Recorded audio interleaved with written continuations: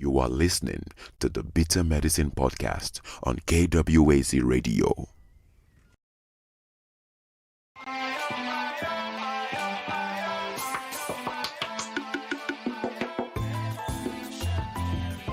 Welcome to the Bitter Medicine Podcast, where it's all about Black empowerment. Our show focuses on Black news and entertainment, arts, science, economics, history, people, and strategies that uplift, empower, and motivate Africans within the diaspora. And now, your host, whose favorite color is black, Goku.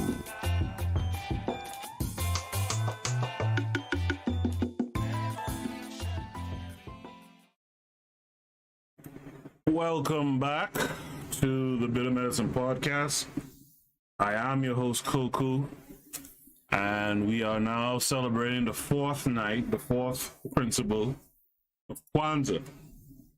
And tonight I'm going to be discussing a lot about President Julius Nyerere and his quest for social and economic development in Africa. Before I begin, I want to thank all of you who've been coming through on the live shows, especially this Kwanzaa week. Had pretty good participation most nights, as I'm doing one show every night in keeping with the principles of Kwanzaa. I want to thank you guys again for coming through. Tonight, I hope to see a few of you again. And before I actually start the show, I want to remind you guys of the other shows that is on the KWAZ radio network. This is DAX. You tune into the Harsh Reality Podcast, providing you with social commentary on the news affecting our community, only on KWAZ Radio.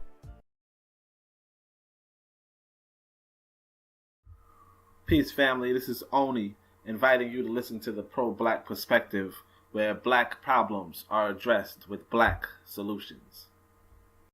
You are listening to the Bitter Medicine Podcast on KWAZ Radio.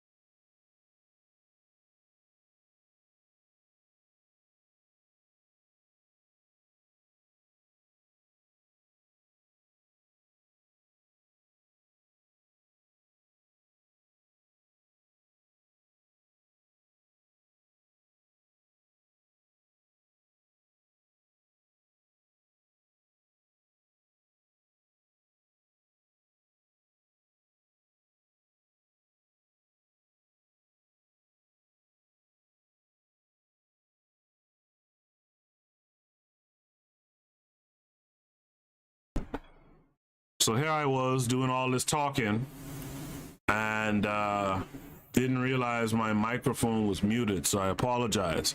Let me do this one more time. I gave a shout out to Heated Pundits.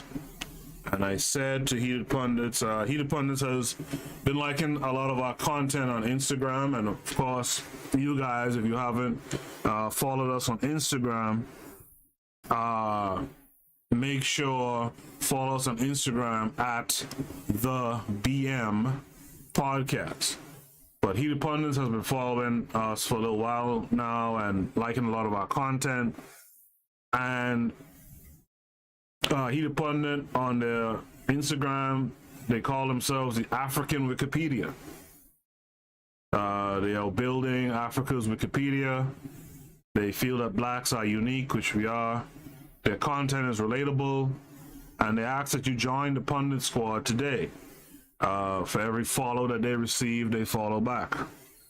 Sister Renee, I just realized that I was speaking into a muted microphone for a couple of minutes there, so my apologies to you guys who didn't hear anything. My fault.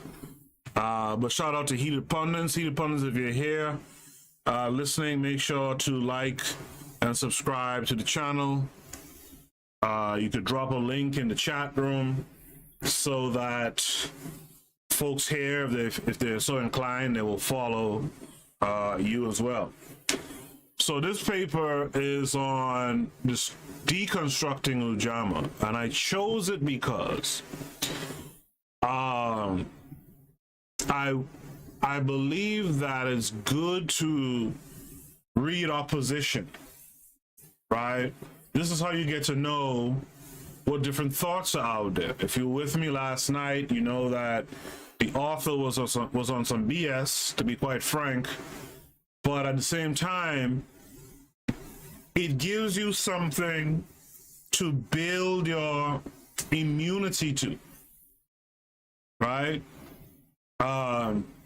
Of course, you don't want to spend long amounts of time on it, but you do want to hear, you want to put yourself in the practice of hearing things that don't make sense, that don't align with you, and being able to develop a thought, right, or a process of thought in how to defend against the nonsense sometimes. And so tonight is the fourth night of KWAZ, it's the night of Ujamaa. And so you might think, well, shouldn't we be doing something to boost that? But I think sometimes, and I think tonight is not a bad night, let's look at what Julius Nyerere did in Tanganyika and later Tanzania, right, that we uphold heavily. But let's look and see, you know, what are the oppositions to that thought. I want to thank you again for joining me tonight, and I hope that you understand where I'm coming from in presenting this paper. And let's see what we have within this paper. Okay, so it's Deconstructing Ujamaa, the Legacy of Julius Nyerere, and the Quest for Social and Economic Development in Africa. These are the authors, right? And it begins with, out the gate, it starts on it. It says, the death of Julius Nyerere, African independence leader and longtime dictator of Tanzania, evoked a flood of encomiums worldwide. The praise is misplaced. Nyerere's approach devastated much of post-colonial Africa, according to Forbes, 1999. How does a leader wreck a country's economy, yet die a national hero? Julius Nyerere's inefficient leadership dried Tanzania of funds, but his personality was irresistible. It's Newsweek in October 25th, 1999. An avowed socialist, Nyerere never deviated from his humanist path. He was not a doctrinaire. He always sought the pragmatic option that favored his people.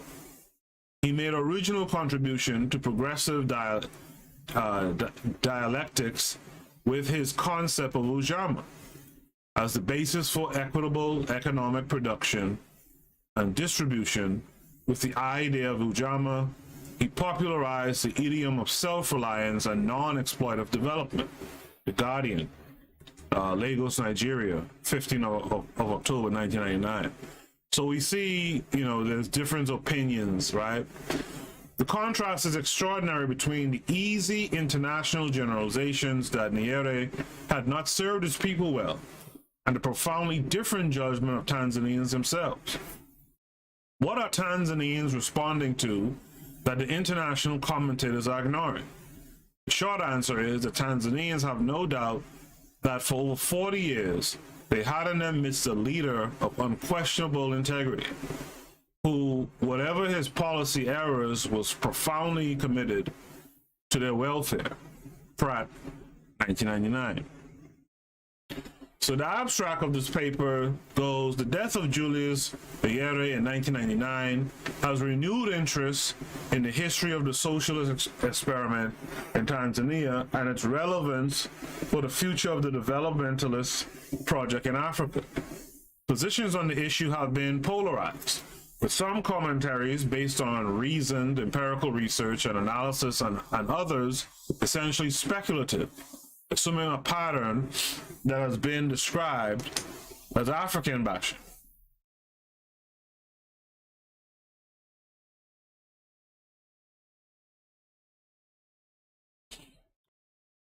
This article explores Nyerere's philosophy of Ujamaa as an attempt to integrate traditional African values with the demands of the post-colonial setting. As a philosophy, the central objective of Ujamaa was the attainment of a self-reliant socialist nation. The fact that its achievements were rather qualified was no doubt partly due to its inadequate appreciation of the Tanzanian reality, and the fact that it was more utopian than practical. But this is not to deny the legitimate intentions and aspirations that informed Ujamaa as a development strategy. Implementation was a major challenge. However, in assessing how well it fared as policy, Ujamaa has to be placed side by side with comparative schemes or alternative development models, including the IMF, World Bank-sponsored structural adjustment programs. Given the current developmental challenges in Africa, there is need to go beyond Africa Bahe to constructively interrogate previous developmental experiments like Nyerere's Ujamaa and ask what lessons they hold for the quest for socioeconomic development in the continent. So this brings us to the introduction. Hopefully you guys can hear me and hear me pretty well. If you can hear me, just give me a thumbs up or some indication that you hear me well. I don't want to get too deep in the paper and then folks say they can't hear me. So this brings us to the introduction of the paper.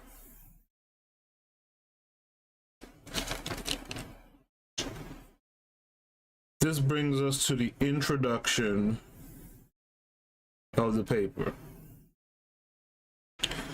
The introduction of the paper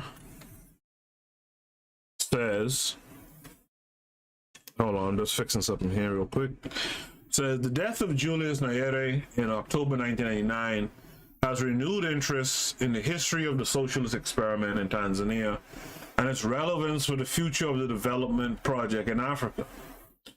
Flowing from this new interest, popular and academic representations of Nyerere and his legacy of socialist experimentation in Tanzania have been, okay, thank you, Sister Renee, have been mixed and perhaps even more polarized than before. There are those writers who, while acknowledging some of the flaws in the Tanzanian experiment, argue that it was basically a sound attempt at avoiding the post-independence perils of inequality, elitism, and political instability in Africa. On the other hand, the Nyerere socialist strategy in Tanzania has been portrayed as a classic example of misplaced philosophical idealism, squandered developmental opportunities, and broken political promises.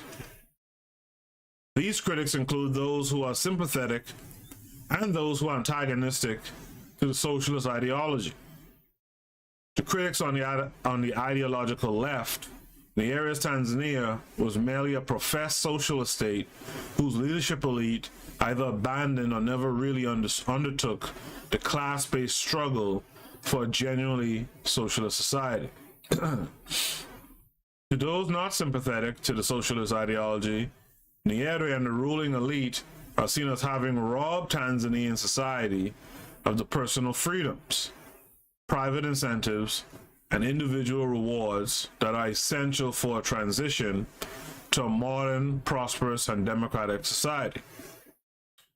While some of these commentaries are based on reasoned empirical research and analysis of the Tanzanian experience, many others merely border on the speculative, conforming to a pattern that Frederick Cooper has described as Africa bashing. Right? Cooper points out that all too often, many commentators on Africa, particularly but not exclusively journalists, have taken to a pastime of Africa bashing. The focus, he contends, is most often on African governments who stand accused of corruption, incompetence, and an urge for self-aggrandizement that stifles any initiative not directly controlled by the state. While these representations may, for the most part, be true, Cooper contends that without a coherent explanation for what circumstances in Africa gives rise to the syndrome of oppressiveness and economic mismanagement, Africa bashing sometimes sounds like the resurrection of the myth of a backward Africa of an older era. The quote, conventional wisdom has been to examine Ujamaa mainly as an ideological issue. However, this paper points out that Ujamaa can be better understood if situated within the pervading concern with modernization and development in post-colonial Africa. Right, so there you have it. They're telling you, what angle they're taking to look at his work. It's not a bashing type work, but it does take into account certain things. In doing this, the paper seeks to evaluate Ujamaa not merely in terms of its workings as a state political ideology, but more as a development paradigm constructed, like other contemporary paradigms, on the visions and imagery of emancipation and modernization. So those are the things that it's looking at Ujamaa in light of. It is from this perspective that the achievements and shortcomings, as well as the legacies of Ujamaa for the development project in Africa, can be better understood. We argue that beyond its socialist rhetoric, Ujamaa shared the same premise and fallacy of developmentalism that has propelled and constrained successive development initiatives in Africa. That is, the objectification of African peasants and rural dwellers as hapless victims of underdevelopment who needed to be emancipated to higher levels of social and material well-being, where these better standard of living was defined in terms of the westernization of the peasantry. As a result, I like that term, the westernization of the peasantry. As a result, the Ujamaa's commitment to the modernization paradigm resulted in a situation where improving the conditions of the peasants meant alienating them from their cultural and social realities in favor of transplant Western ways of life. Is that true? Okay. Yet in other ways, the Ujamaa experiment was unique in the paradoxes it reflected. in its inward orientation and its attention to social equity and distributive justice. So that brings us to this section called the Ujamaa Philosophy. All right. If you're here with me, I thank you guys for taking time out this evening to sit here with me and go through this paper. As always, if you're new here, you would notice, leave your comments in the comment section, ask questions concerning the topic, concerning the paper, and I'll answer those and discuss those live on air tonight. So the Ujamaa Philosophy. A plethora of published works exists on Nyerere and the Ujamaa experiment in Tanzania, particularly in the 1970s, when the reforms in Tanzania caught world attention, leading to the long-drawn debate about the merits and demerits of the experiment. Indeed, the discourse over Ujamaa became a thriving industry for academics and popular writers. More recently, however, a wave of the kind of Africa bashing to which Cooper alludes dominated the reaction of the Western press to the renewed interest in Ujamaa generated by the death of Julius Nyerere in 1999. In one of such commentaries, Charles Lane in 1999, writing in the New Republic, stated that quote, the former Tanzanian dictator, Julius Nyerere, was single-handedly responsible for the economic destruction of his potentially wealthy nation, end of quote. But what was the Ujamaa philosophy? This section briefly highlights the main elements of Ujamaa. And if you're not familiar with this philosophy, it plays heavily into the idea of education, which is a project for this podcast, or one of African-centered education. We'll talk more about that later. Nyerere's philosophy of Ujamaa was rooted in traditional African values and had as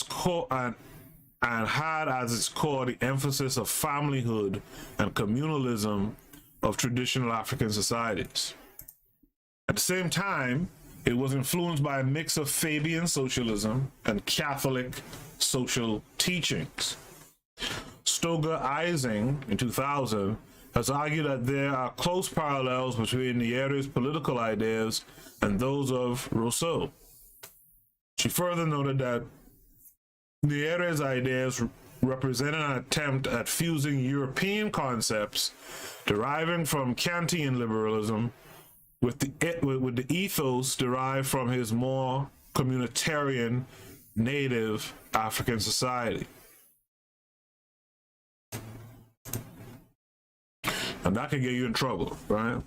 Nevertheless, Ujamaa was founded on a philosophy of development that was based on three essentials: freedom, equality, and unity. The ideal society, Nyerere, 1967, argued must always be based on these three essentials. According to him, there must be equality, because only on that basis will men work cooperatively. There must be freedom, because the individual is not served by society unless it is his. And there must be unity, because only when society is unified can its members live and work in peace, security, and well-being. It's nothing but a word right there. Right? Just highlighting some stuff here for later. These three essentials, Nyerere further contended, are not new to Africa. They have always been part of the traditional social order. Osabu in 2000 notes that Ujamaa was supposed to embrace the communal concepts of African culture, such as mutual respect, common property, and common labor. The challenge was how to extend these traditional values to the modern post-colonial setting. It was in meeting this challenge that Nyerere postulated Ujamaa, his version of African socialism, as an answer. Since Western-style capitalism was seen as incompatible with the aspirations of the newly independent African states, and indeed the undeveloped world, a more desirable alternative was socialism. In his categorical words, quote, "No undeveloped country can afford to be anything but socialist." So Nyerere was a little bit doctrinaire in that sense.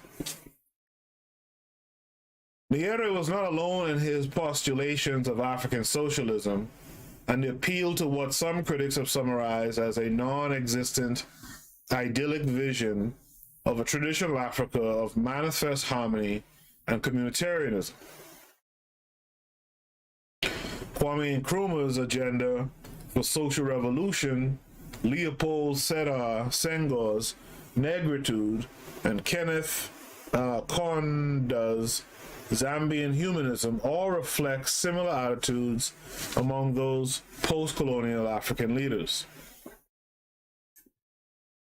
What was unique to Nyerere's concept of Ujamaa, however, was the complete rejection of class struggle as the basis of its African socialism.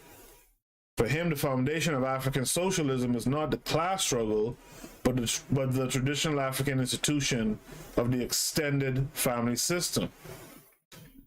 It was as a result of his or her socialization in the family, not antagonistic class relations, that the African acquired that attitude of mind which ensured a predisposition towards socialism. The ideals of traditional African society were, however, destroyed by the impact of colonialism, capitalism, and Western-type education. Colonialism shifted the center of political, social, and economic gravity from Africa's own environment to the colonial metropole. Nyerere thus saw the central challenge in terms of preserving within the wider society the same socialist attitudes which in the pre-colonial days supposedly gave every individual the security that comes from belonging to the extended family. Although not often acknowledged, Nyerere made particular efforts to disclaim Marxist, Leninist, Fabian, Maoist socialism, or indeed any Western ancestry to his socialist vision. That's interesting that they'll say that. I mean, that's interesting. I wasn't aware of that so much. But if you look at the practices, you know what, I don't want to spoil it, but if you look at the practices, they do resemble the aforementioned. Ujamaa, he asserted, is opposed to capitalism, which seeks to build its happy society on the exploitation of man by man. It is also opposed to doctrinaire socialism, which seeks to build its happy society on the basis of the inevitable conflict between man and man. Ujamaa, in contrast to these, was to present a third way, a synthesis of what is best in traditional African peasant society and the best the country had acquired from its colonial experience. Well, see, we talked about this, right? The best the country had acquired from its colonial experience. And that is a problem with much of Black or African nations or satellite nations. They continue a lot of the ways of the colonizer, right?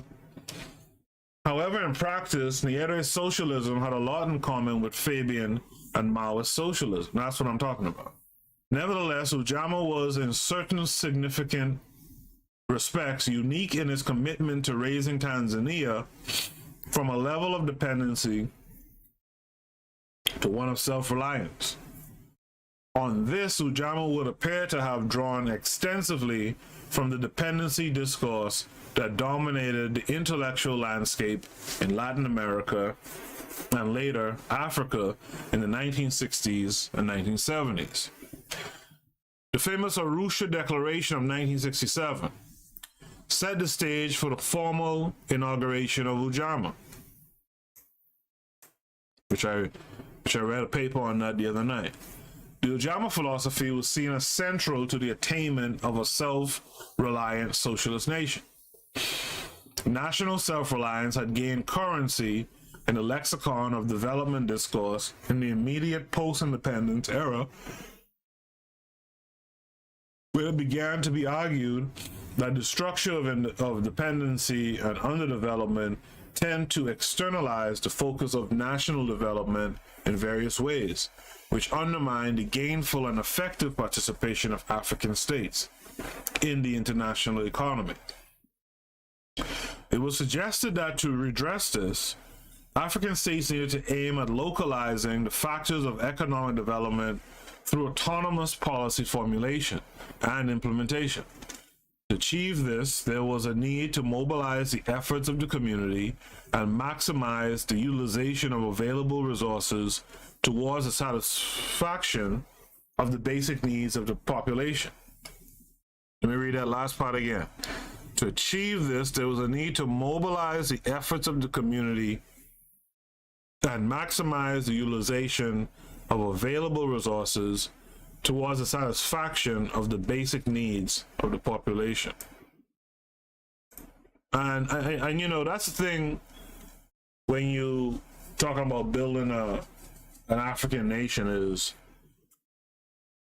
the first thing you want to conquer is meeting the natural basic needs of your people. That's the first thing you want to conquer, because anything else after that is just upward movements. Everything your people do once you've done that is upward mobility. It's upward movements for the nation, right? Like we talked about long ago when we read the book How Europe Underdeveloped Africa.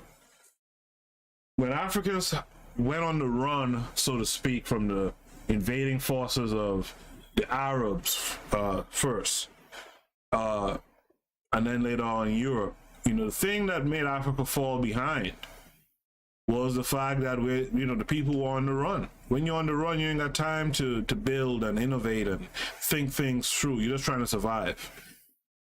And if you meet the basic needs of your people, you take away this, you take away the debt of trying to survive.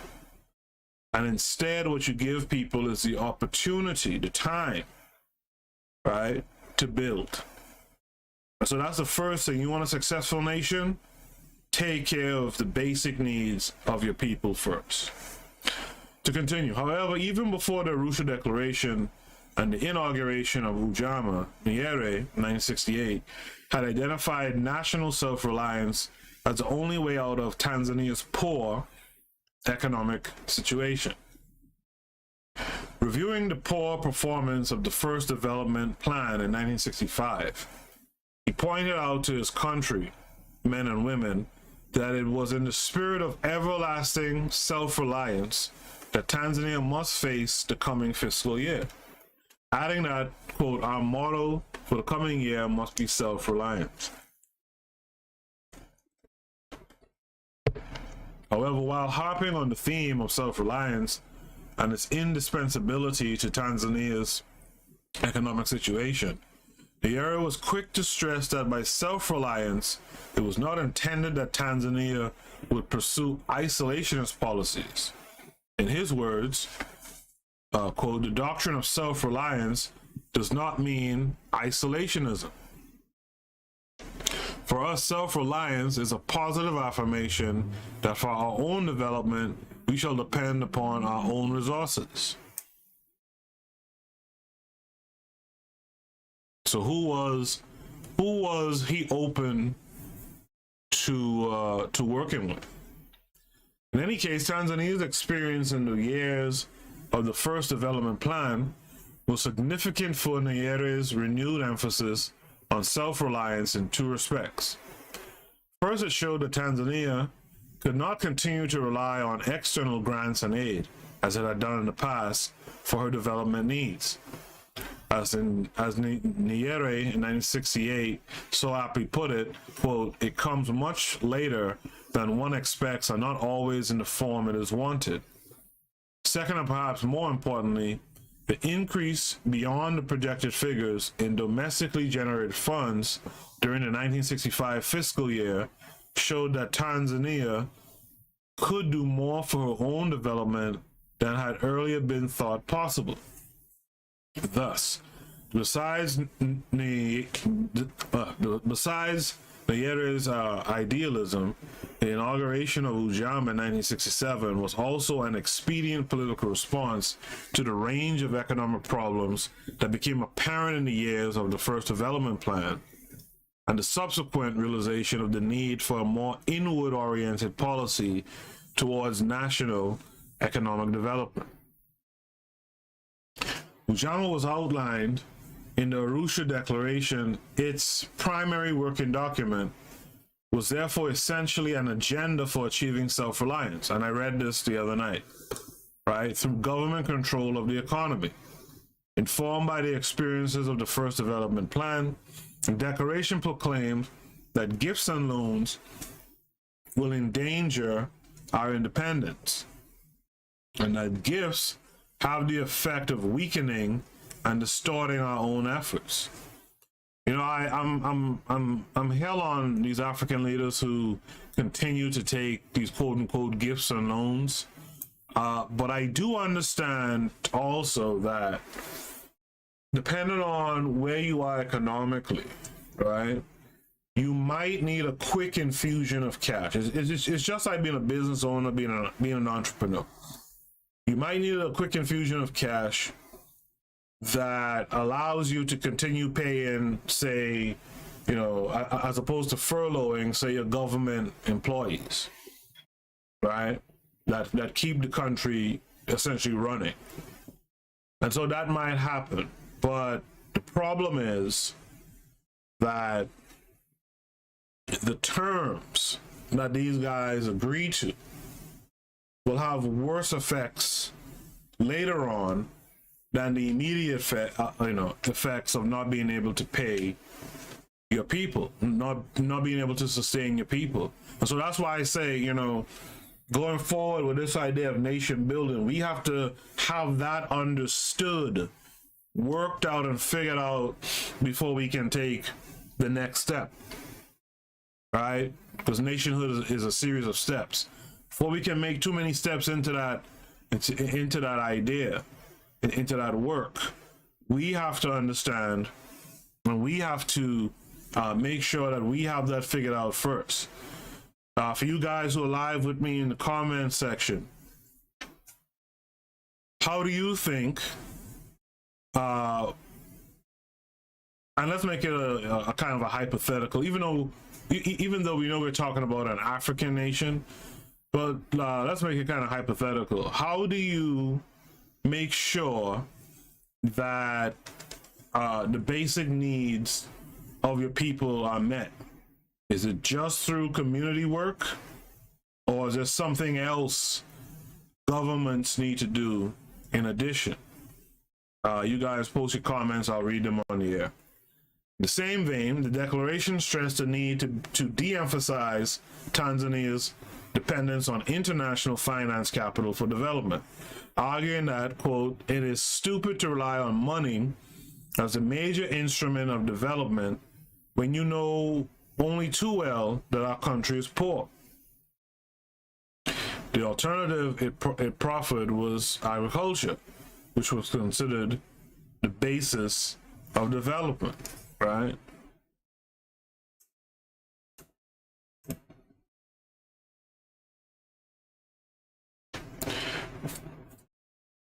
Now, agriculture is one of those type of industries that that creates what's the term? Like cottage industries, right? So from agriculture, you can build based off agriculture, right? And in doing so, you'll be feeding your people. And depending on how you attach those cottage industries, you could clothe your people, you could provide security. So is that the way? Is that still the way one should go in building a nation? The challenge of implementation is the next subsection is nationalization. The nationalization of the commanding heights of the Tanzanian economy was central to the implementation of Ujamaa. For the purpose of the nationalization exercise, economic activities were grouped into 3 categories. Those restricted exclusively to state ownership,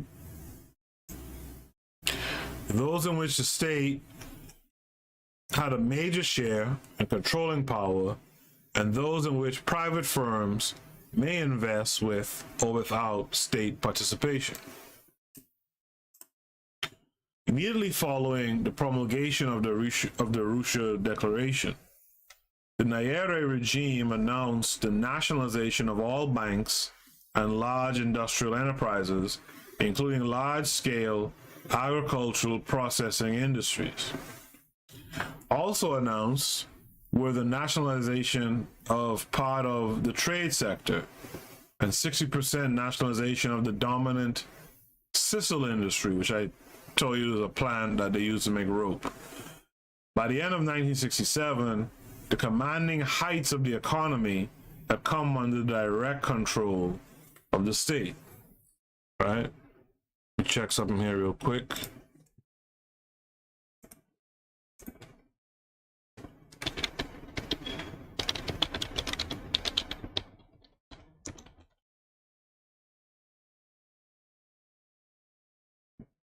Okay, so immediately following, the international response to Tanzania's nationalization was mixed. Some Western governments, particularly the Scandinavian countries, were impressed by the commitment to self-reliance and were willing to overlook the nationalization that followed the Arusha Declaration. What do they mean by willing to overlook? Others, however, were not so sympathetic. 3 large British banks, Barclays, Standard, and National and Grindlays, adopted a strategy of non-cooperation aimed at ensuring that public sector banking in Tanzania failed. See, that's the thing, right? That's one of the things that people don't talk about enough. When you talk about like communism and stuff like that, one of the reasons why it didn't work is because countries, other countries didn't want it to work, right? The same thing here, like Tanzania does what it does, and you have a Scandinavian country that admires it and says, hey, well, we're willing to overlook the nationalization, right? But then you have other assholes, right, who, these British folks, right, who adopted a strategy of non-cooperation, right, trying to make sure that these nationalized banks fail. And so again, when you put in your eggs in the basket in terms of nation building, you got to understand what's coming. And it's not to deter us, but we have to understand what's coming. We have to anticipate it, right? And we have to have something in place to meet it when it happens. See, one of the problems we've had is that we've had leadership that even if they anticipated it, they probably said to themselves, well, not everyone, will not cooperate. some people will cooperate. And so when you go into that, expect failure. If you go into something with that kind of mindset, expect failure. At least to some extent. So that's something to keep in mind when we talk about nation building. This is why we need more than a few people involved.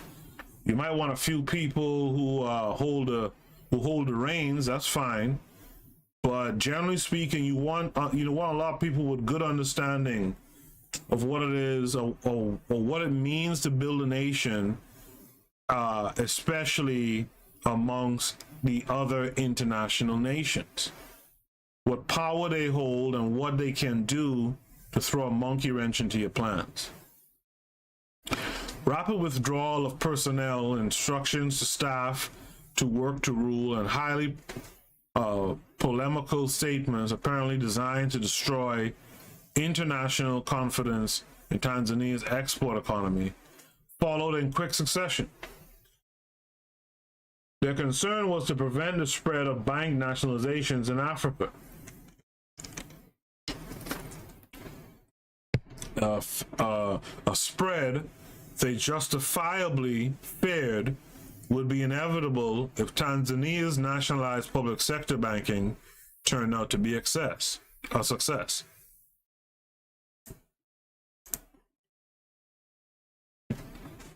On an intergovernment level, the government of Kenya and Uganda, with their decidedly capitalist-oriented economies, hastily affirmed that they had no intention of adopting similar nationalization policies. That kind of reminds me of like the old, some of those old like slave type movies or Jim Crow type movies, and you'll have like a radical black person come around and they'll be the scared Negro. Don't you come around here talking that now. You's gonna get us in trouble. That kind of shit. So these guys just was like, nope, don't tie us in with that bow. We're good, we're out, focus on them. Despite the policy of nationalization, however, many of the nationalized corporations went into partnership with a number of foreign firms, some of which were the original owners of the companies that had been nationalized. For instance, the international management consultancy firm, McKinsey, was given the all-important contract to set up management control systems for the National Development Corporation, the Tanzanian Sisal Corporation, and the East African Harbors Corporation. It is partly for this reason that some commentators argued at the time that in spite of the nationalization, control over Tanzania's most important decisions was still in the hands of foreigners. No bueno.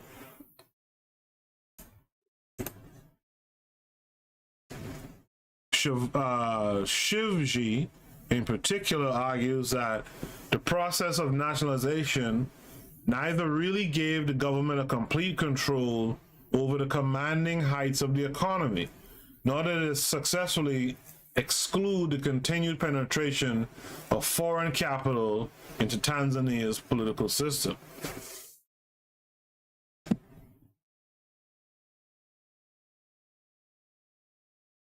Early indications from the operations of the newly nationalized sectors were quite positive. One of the objectives of nationalization was to ensure that domestic capital generated was available for use in the country by reducing the amount of capital exported out of the country.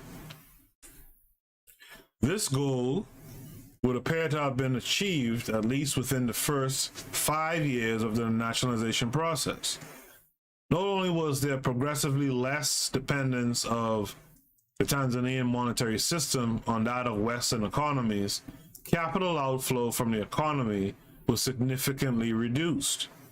In fact, by the end of 1967, the Bank of Tanzania had so successfully diversified the country's foreign reserves away from the British pound sterling that it was able to avoid a devaluation of the Tanzanian shilling in the wake of the British devaluation of the pound sterling in November 1967.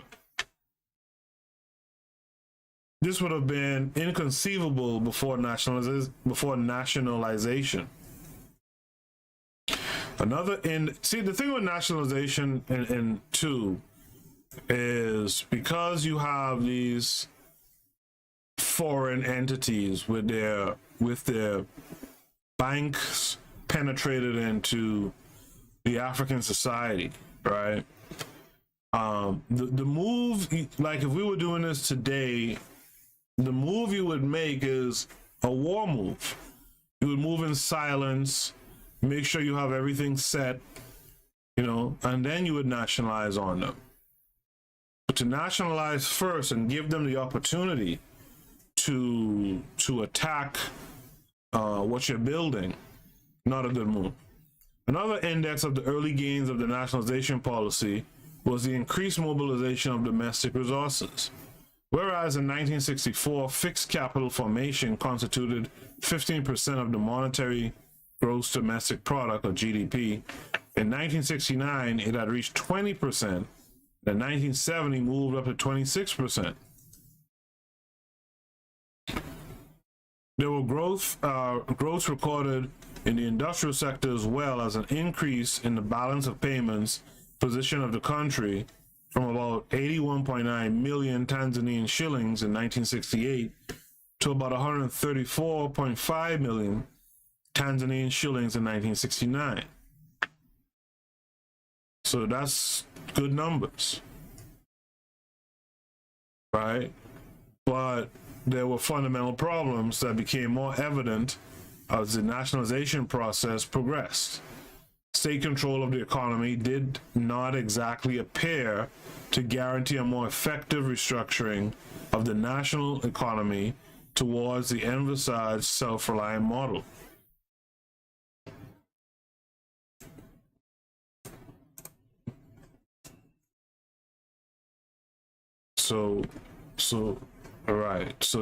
Okay.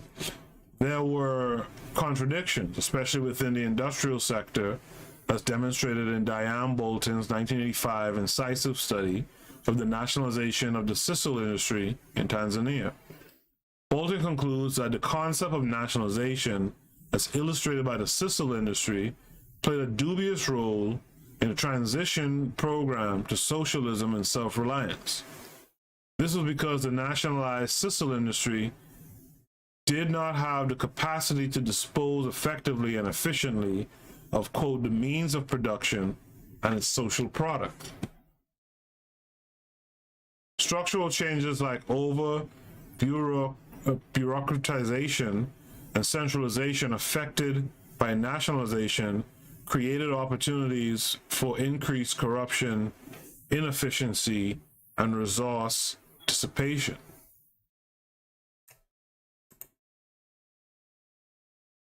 For you guys in the chat room, if you're running a government, how do you limit corruption?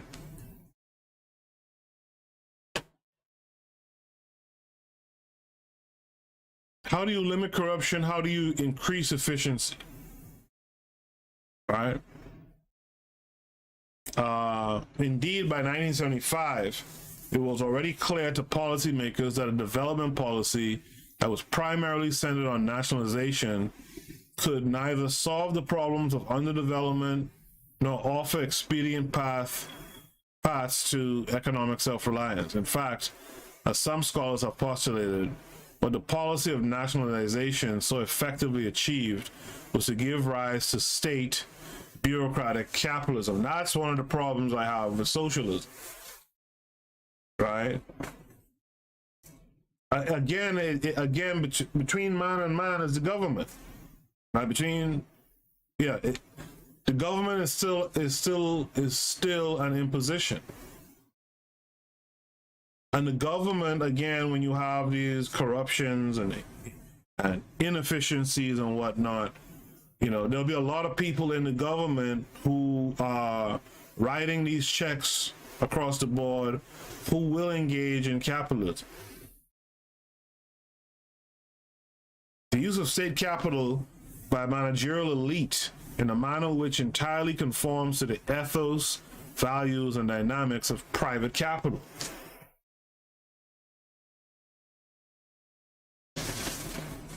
So this brings us to a section called the Villagization scheme. The Villagization scheme. I don't know why I can't talk.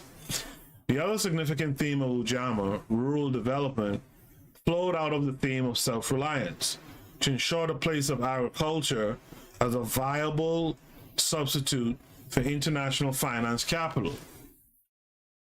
The Declaration emphasized rural development.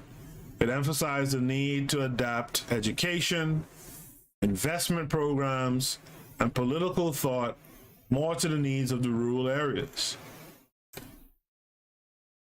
And this is something that we can do in our communities too, right? Adapt education, have investment programs, and more political thought, right? While the policy of nationalization was adopted for the industrial and finance sectors, the Ujamaa Villagization scheme was adopted for the rural sector. So you see there was a different scheme for different sectors. Indeed, villagization was a central goal of Ujamaa. According to the policy statement of Ujama Declaration, quote, socialism and rural development, the aim of the scheme was to initiate the transformation of rural society to create rural economic and social communities where people would live together for the good of all. It advocated the development of Ujamaa villages in which people would have their homes around a common service center instead of living on scattered homestead plots and land farmed by cooperative groups rather than by individual farmers. The area legitimized the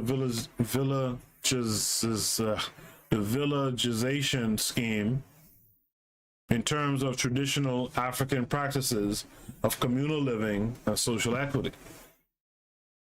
Despite initial enthusiasm and early successes, the Ujamaa Villagization scheme soon ran into difficulties as people became increasingly reluctant to join Ujamaa villages. Wonder why? This, coupled with the rising cost of providing material incentives for the villages, engendered a move towards forceful methods of persuading people into collective villages, a method that the regime had earlier condemned and resolved not to employ. And that's another thing, right? When you're talking about a difficult topic like nation building, unfortunately, you're gonna have to be tough in the beginning for sure to get folks on the same page. You're gonna have to rule somewhat with an iron fist, and you gotta do it from the beginning. If you leave it up to people, again, understanding people again, right? If you leave it up to people, some people will do it, some people won't, and you'll have this ebb and flow and potentially eventually a waned interest in the nation building, right? But if you put people to work, really put people to work and be on them, it might not be the most pleasant of things, but the work will get done. If you let them do their own thing to begin with, it's the same thing like a job, right? This is where like understanding concepts in HR is so important, right? This is like a job. If you let people just do whatever to begin with, you're gonna fail. But if you bring people in and hold them to a culture, right, an operative culture within the business, then you should get the work out of them that you need to continue. Unfortunately, it sounds like, they didn't want to employ this this style, and when people showed themselves for who they are, human beings who happen to be African as well, right? They realized that they weren't going to get anywhere with it, and then they had to play hardball, and they had to get tough. And with that will come a problem.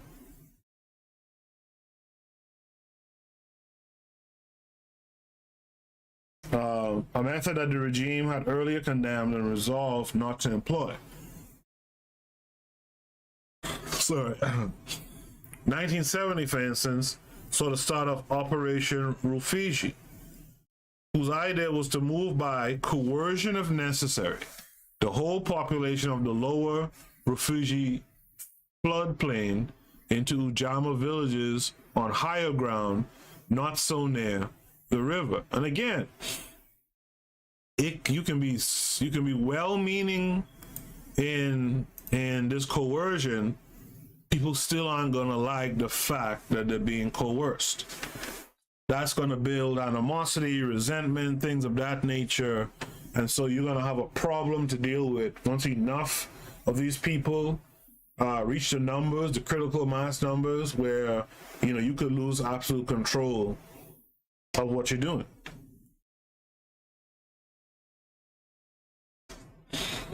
There was also Operation Dodoma, conceived to solve the problem of the Dodoma region by moving all the people in the region into planned villages.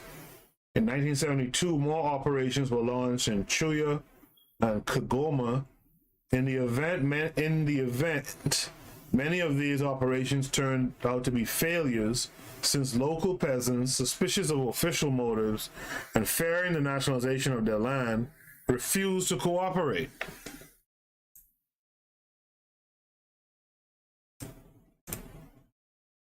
By late 1973, after many of these operations, the military analogy being quite apt, Nyerere revisited the initial policy of immediate villagization to bring it in line with the prevailing realities and made it compulsory for all rural villagers to live in cooperative villages within 3 years.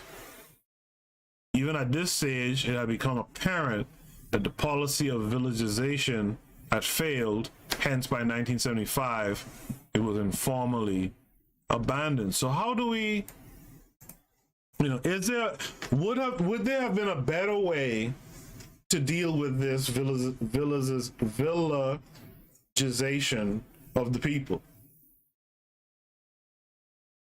Would there be a better way? In the chat room, I see there's some activity. KW Dawn 7, peace, brother. Glad to have you again on here participating with us. He says an independent auditing agency could limit corruption. Yeah, I mean, that's usually what is brought in the corporate world, right? An independent, because in fact, Sister Renee could probably speak to this even better than I can. That's one of the things I learned when I did my HR certification. Like, you want to stop corruption, you want to stop inefficiencies, you want to stop the misuse of resources and stuff like that, bring in an independent, folks who do an independent audit. But that also requires let's say, a company or government to also follow the recommendations of the audit. And in the HR world, you see a lot of problems with that, where entities don't follow, at least not follow to the T, the advice suggested. But that's a good idea, right? So now, if we're talking about a nation, KW Dawn 7, let's say we're talking about one unified nation, right? Who is the independent auditor in that case? In Tanzania's case, we could say, well, bring in, Kenya, folks from Kenya or something like that. But But like in this nation that we keep talking about, that we want to see come forward in the future, who would be the independent auditors? Right? The quest for an explanation for the failure of the Villagization scheme has been the subject of numerous and varied studies. One of the earliest of such studies, which was a first-hand account of the organization and operation of Ujamaa villages undertaken by a multidisciplinary group of scholars at the University of Dar es Salaam. Another is Goran Haydn's polemical work on underdevelopment and, quote, uncaptured peasantry, quote, end quote, in Tanzania. These and similar studies suggest that the failure of the Ujamaa scheme was predicated on a number of salient a priori and empirical factors. Three of these factors were pertinent to this discourse. First is the argument that the initiative to start Ujamaa villages did not come from rural peasants. That's a good point. When you give folks the opportunity to decide or to make decisions for themselves, they're more likely to go along with whatever you decide, provided that they had a word in it, right? And what you decide reflects, at least in part, their word in it, they're more likely to follow. The scheme failed to gain the necessary ideological acceptance among the vast majority of the peasantry. Right from the beginning, the dominant attitudes of the people range from skepticism and mistrust to outright resentment and opposition. Secondly, the use of coercion to ensure mass villagization, from threats of forced transportation to short prison sentences under the pretext of tax arrears, militated against the effective operation of Ujamaa villages. Yeah, that will be a problem. Finally, the efforts at building Ujamaa villages were greatly constrained by bureaucrats who held out government aid as incentives to peasants to move into villages. So let me read that again. Finally, the efforts at building Ujamaa villages were greatly constrained by bureaucrats who held out government aid as incentives to peasants to move into villages. Peasants began to perceive such free goods as substitutes for available labor resources rather than being complementary factors for increased production.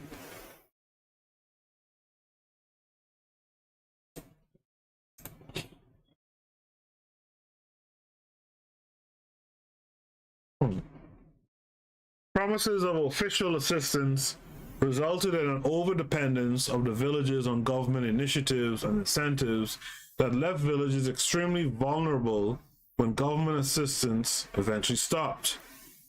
However, perhaps the single most adverse limitation of the Ujamaa villagization program was the practice which Shivji and Rakes, 1975, have described as, quote, kulak Ujamaa. This was a practice in which a number of rich peasants, having attained positions in Ujamaa village committees or forged links with local bureaucrats, began to use the villages to further their own interests.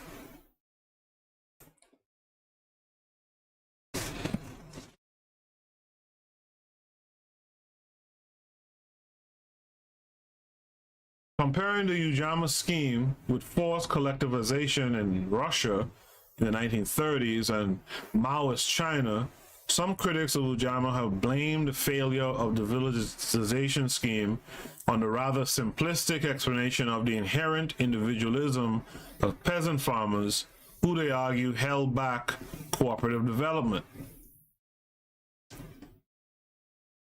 Right? Now, because something is simplistic doesn't mean it doesn't hold weight, right? So let's see what they say about this. This rather simplistic explanation of the inherent individualism of peasant farmers. right? Which is hard to see, seeing that, you know, traditionally, I mean, there was the interruption of the colonization period that, and the education and learning that people got under that paradigm.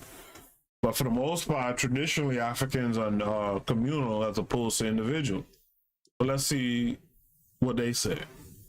However, some other writers have demonstrated there's plenty of evidence from Tanzania which shows that peasant farmers were quite willing to cooperate and had in fact formed various self-help organizations in response to colonial exploitative policies.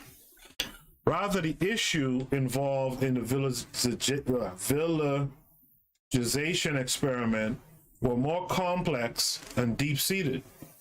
It has been suggested, for instance, that the failure for villagization can more appropriately be explained in terms of the fact that in its operation, the scheme did not seek a radical transformation of the existing colonial-oriented production structures. In effect, villagization did not seek to fundamentally restructure the rural economic base.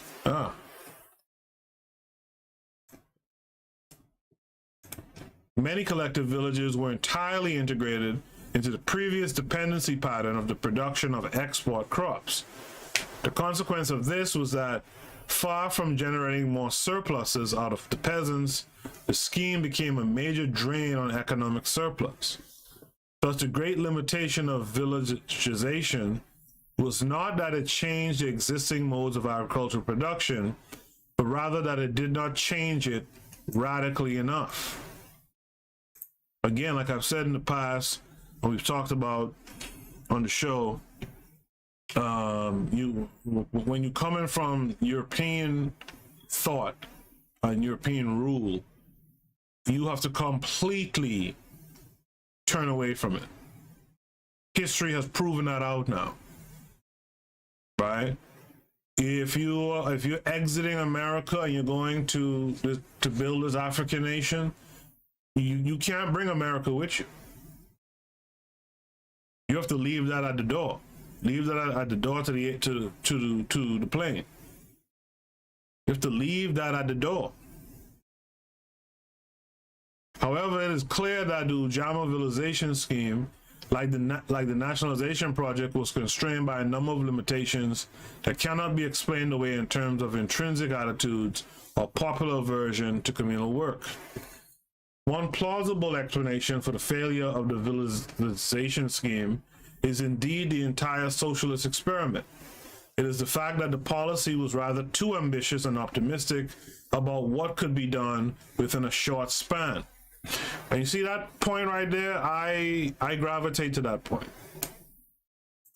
As I said before, this notion that a lot of black folks tend to think like you're gonna build this Africa or build this nation like immediately almost, right? If we just get people focused on it, it is, as they say, poppycock. The reality is there's a whole long and large process to building this nation that we envision. And like I've been saying for a while now, it's about education, really. The education of the people, if done correctly, will give you the time needed, right, to build this nation that you're trying to achieve. Right? It'll give you the time needed. I see KW Don said K. Then he deleted the message. Right? It'll give you time needed to build this nation. It will create the mindset for the builders to continue the nation.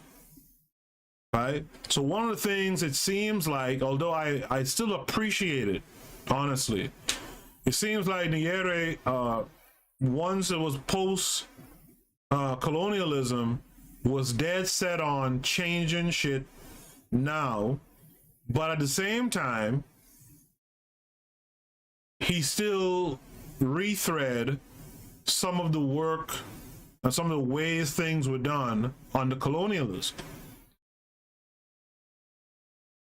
And the thing I've noticed about people is the thing I've noticed about people.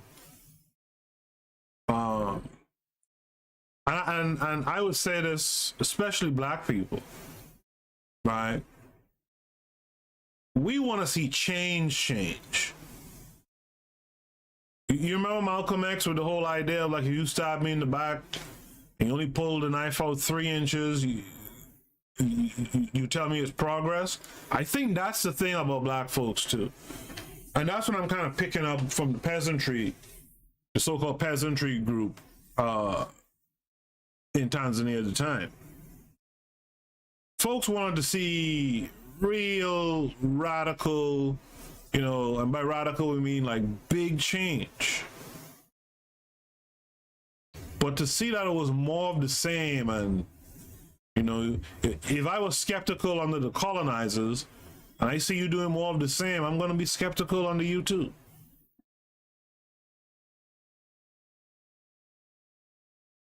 But to go big, you have to take a moment,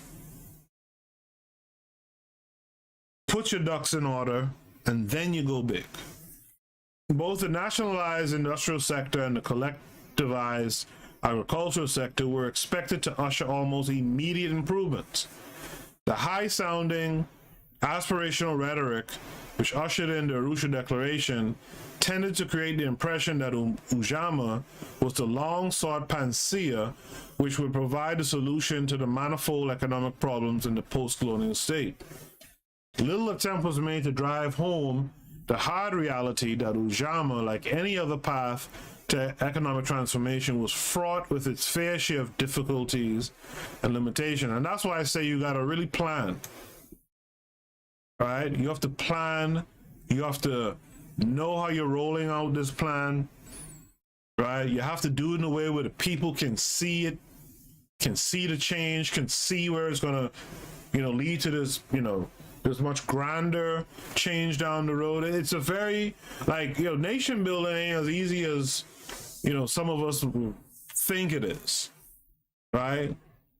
There's gonna be done, and the other side of it too, not just for the people who would like to be leaders of nation building, but we have to understand, you know, those of us who won't be leaders in nation building, that it's difficult and there are limitations, right? And everyone's gonna have to kind of, you know, ride out the storm and work for better things to come, right? This coupled with the fact that the implementation of Ujamaa was rather hasty, see what I'm saying? Tended to create wide aspirational gaps between popular expectations and actual performance, right? That's the problem. The policy of nationalization, for example, sought an immediate break in all dependent on neo-colonial links with Western capitalist interests. It took literally the clarion call of the dependency theorists for third world countries to, quote, de-link from the capitalist world system. Given the precarious state of the Tanzanian economy in 1967, this was a tall order and an ill-informed approach to the strategy of de-linking. Remember the other night, a couple episodes back, I was saying, like, a long time ago, you know, when my uncle was talking about, you know, socialism and stuff back home, you know, I was thinking, like, back then I used to think, like, well, you know, maybe the best thing for black folks is capitalism for a period of time, right, to get this shit together, and then you could switch over. Maybe it's a two-step process. Or like I more so think about now, maybe there's just a third alternative. One that will resemble some type of socialism, but it's more so African-centered. Back then I wasn't thinking African-centered, right? Like an African solution for the African problem. Right? In a situation of fragile domestic resource base, an almost stagnant growth rate in domestic production, and an international commodity pricing system over which it had no control, it made little sense for a country like Tanzania to abruptly sever crucial links with the Western capitalist economies. Similarly, the villagization scheme would perhaps have been more acceptable to rural dwellers if its pace had been more moderate. So that's the two sides, right? Either you have a more moderate, either you go big or go home, or you move moderately, but at the same time, you could see the changes, much bigger, much clearer, right? Much brighter changes, right? A.M. Babu, who was Tanzania's Minister of Economic Planning for much of the Ujamaa period, acknowledged this constraint many years later when he opined, quote, that we failed to achieve those lofty objectives cannot be blamed on the Arusha Declaration or Ujamaa itself, but rather on the mistaken order of priorities. What we should have tackled last was given top priority, and what should have come first was consequently never attempted. That right there is a learning lesson. Prioritize correctly. Roll out your aims correctly, right? It has also been observed that the peasant farmers did not embrace the villagization scheme because its manner of implementation was out of tune with the social and cultural realities of the rural economy. According to James Scott in 1999, quote, the modern planned village in Tanzania was essentially a point-by-point negation of existing rural practice, which included shifting cultivation and pastoralism, polycropping, living well off the main roads, kinship and lineage authority, small scattered settlements and houses built piggly, and production that was dispersed and opaque to the state.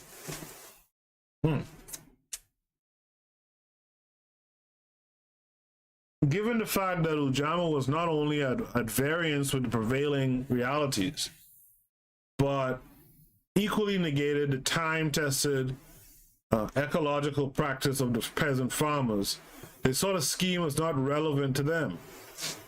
There's some evidence to support the point that Ujamaa failed partly because of its inadequate appreciation of the Tanzanian reality, and the fact that it was more utopian than practical.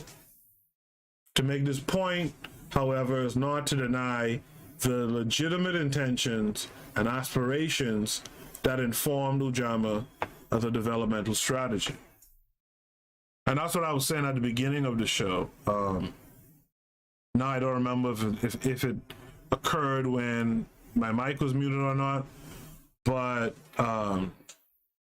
this paper is not to cast any aspersions on President Nyerere at all. But we do have to, when we study movements, we have to look at the pros and the cons in order to learn. So this brings us to a section of the paper called Beyond Failure: The Legacies of Ujamaa as a Development Paradigm. At this time, I'm going to take a short station ID break.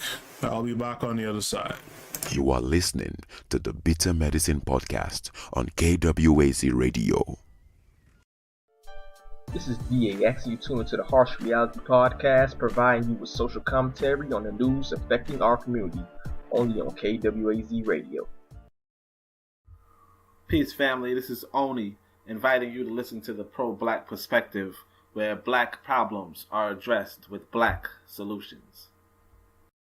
You are listening to the Bitter Medicine Podcast on KWAZ Radio.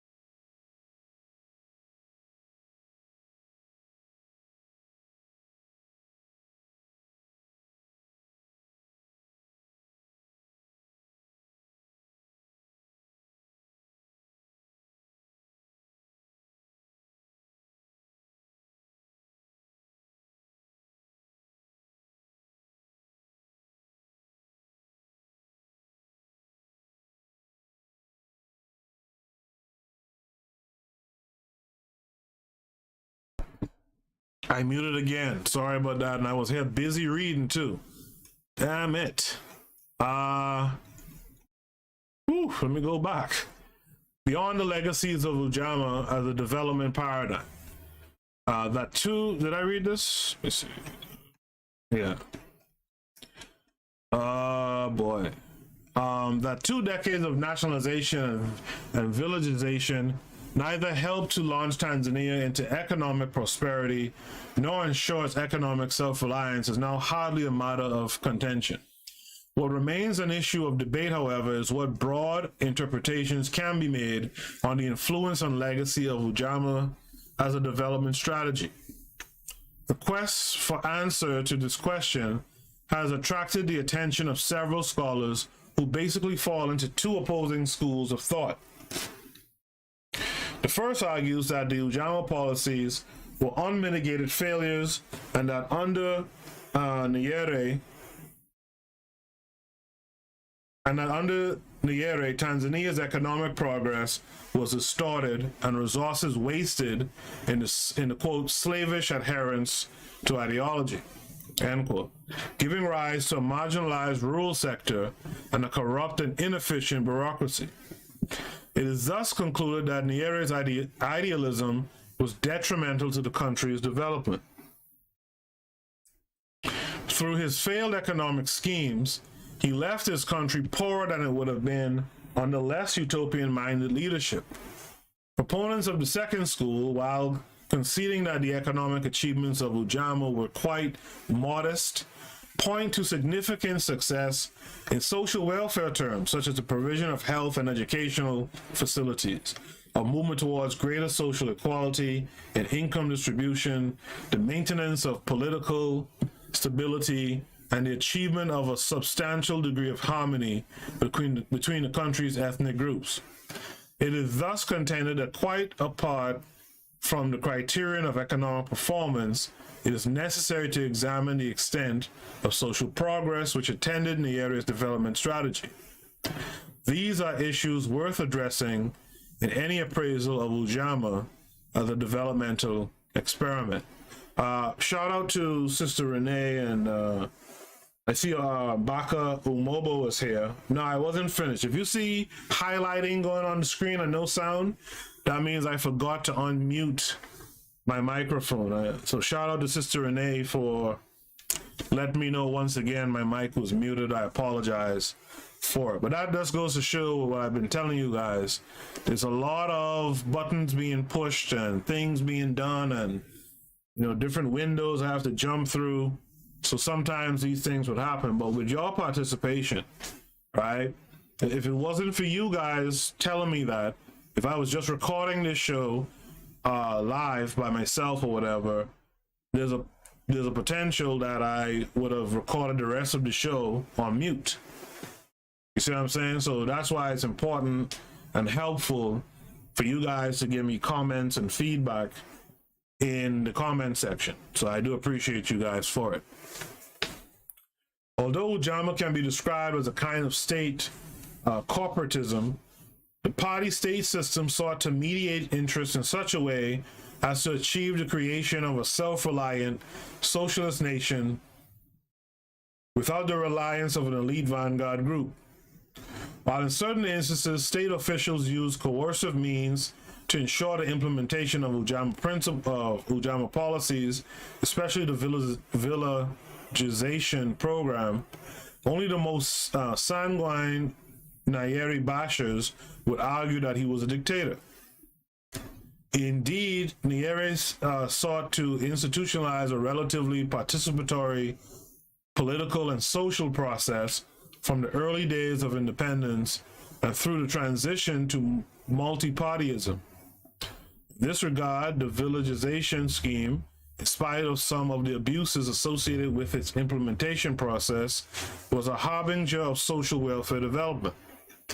The Ujamaa villages were seen as the most important units for the provision of social resources to the majority of the people. Under the policy of education for self-reliance, these villages became very important centers for the promotion of literacy among both adults and children. By the early 1980s, even in the face of economic difficulties, Tanzania had one of the highest literacy rates in Africa, with every village boasting of at least a primary school. 90% of these villages had at least one village cooperative store, while over 60% had relatively easy access to safe water supply, a healthy center or dispensary. Thus, villagization provided a bridge in the gulf between urban and rural dwellers by ensuring the latter's access to basic social amenities. In spite of the wide agreement on the failure of Nyerere's economic policies, several writers have identified Tanzania's most notable national achievement as its ability to create a strong sense of national identity among Tanzanians and in the advances made in terms of social welfare. Few sub-Saharan African countries have achieved the level of national unification that Tanzania did under the leadership of Nyerere. Under Nyerere and his successor Ali Hassan Mwinyi, the Tanzanian mainland was largely spared the ethnic and regionalist politics that had proved so dysfunctional in Kenya, so catastrophic in Rwanda and Burundi, and so prevalent throughout the rest of the continent. Whether these social and political gains of the Ujamaa policy really adequately compensate for its economic shortcomings is open to debate. What is important, however, is to recognize the need to transcend the emphasis on purely economic and GDP criteria in evaluating the legacy of Ujamaa. The relative political stability which Tanzania, unlike most of her neighbors, enjoyed during the Nyerere years is one that cannot be appreciated in economic terms. Indeed, the legacy of stability which Nyerere policies promoted in Tanzania has made the country to remain one of the most stable countries in Africa.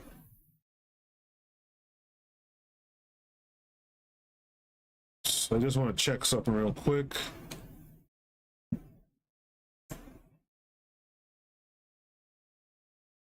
Okay.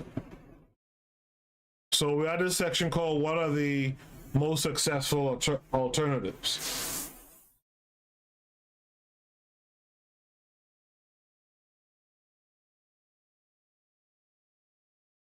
In Nyerere's socialist experimentation was clearly not the answer to the development question in Africa. Let me just fix up here real quick.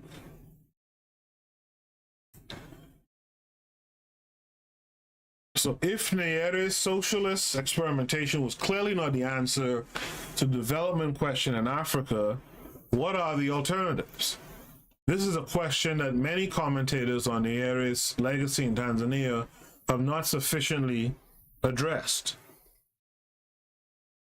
Some liberal critics who have addressed this question want to compare Tanzania's economic performance under Nyerere with that of neighboring Kenya. In the early 1960s, the two countries were broadly similar in terms of living standards, with Kenya perhaps only 10% higher. Both countries relied on the export of agricultural goods, mainly coffee, tea, and sisal, to pay for the importation of manufactured goods. But while with the Arusha Declaration in 1967, Tanzania began to organize its agriculture into collectives and nationalize its industries. Kenya continued with owner-occupied small-scale farms and allowed much of its commerce, manufacturing, large farms, and estates to remain in private hands. In the intervening years, Kenya's output grew more rapidly than Tanzania's by 50% up to 1973, and 30% faster over the decade between 1974 and 1984. This point has been advanced as a self-evident indication that a more liberal development strategy would have served Tanzania much better than Ujamaa. While these observations rightly underline some of the limitations of Ujamaa, this comparison fails to point out the fact that the economic situation of Kenya would have been just as bad as that of Tanzania were it not for the fact that Western countries and international financial institutions extended relatively generous aids to Kenya and Uganda during a period of general economic downturn in the region. In the case of Tanzania, they were reluctant to do likewise except under certain conditions, which Nyerere rejected on the grounds that they would mean abandoning Tanzania's socialist goals.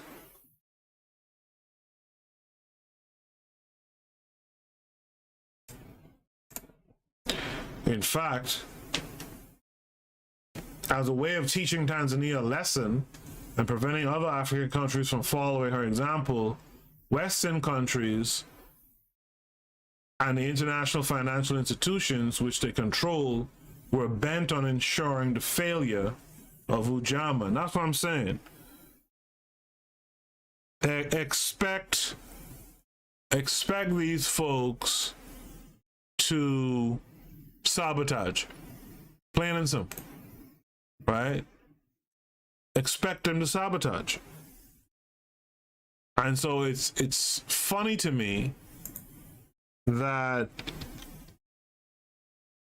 you know, they seemingly didn't expect to be sabotaged, and so they didn't work, you know, in the smartest way to ensure that they meet their goals, right? And, you know, it's not to say, well, yeah, I mean, you have to anticipate, right?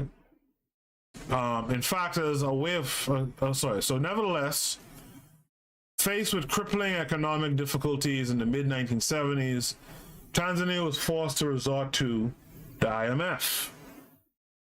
We talked about this.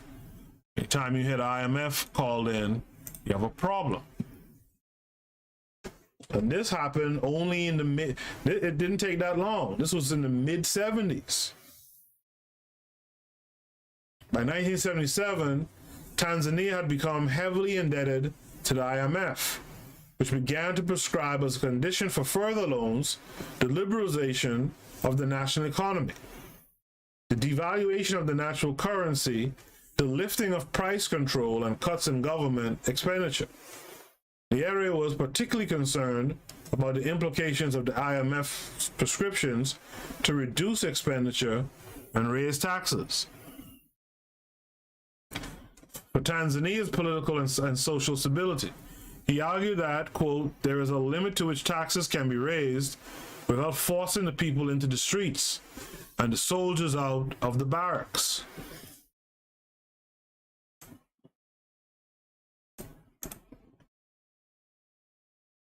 Even though by the 1980s, Tanzania had been forced by crippling economic difficulties to adopt most of the IMF conditionalities, Nyerere remains skeptical about the viability of the IMF's neoliberal option. In 1983, he insisted rather defiantly that the IMF goes out and makes conditions and says, quote, if you follow these examples, your economy will improve, end quote. But where are the examples of economies booming in the third world because they accepted the conditions of the IMF? The IMF may be economic experts, but I am an expert in my own country. That's a powerful statement. All this lending of money and dictating terms and suggesting what a country should do, where is the example of the third world country that's become first world, so to speak?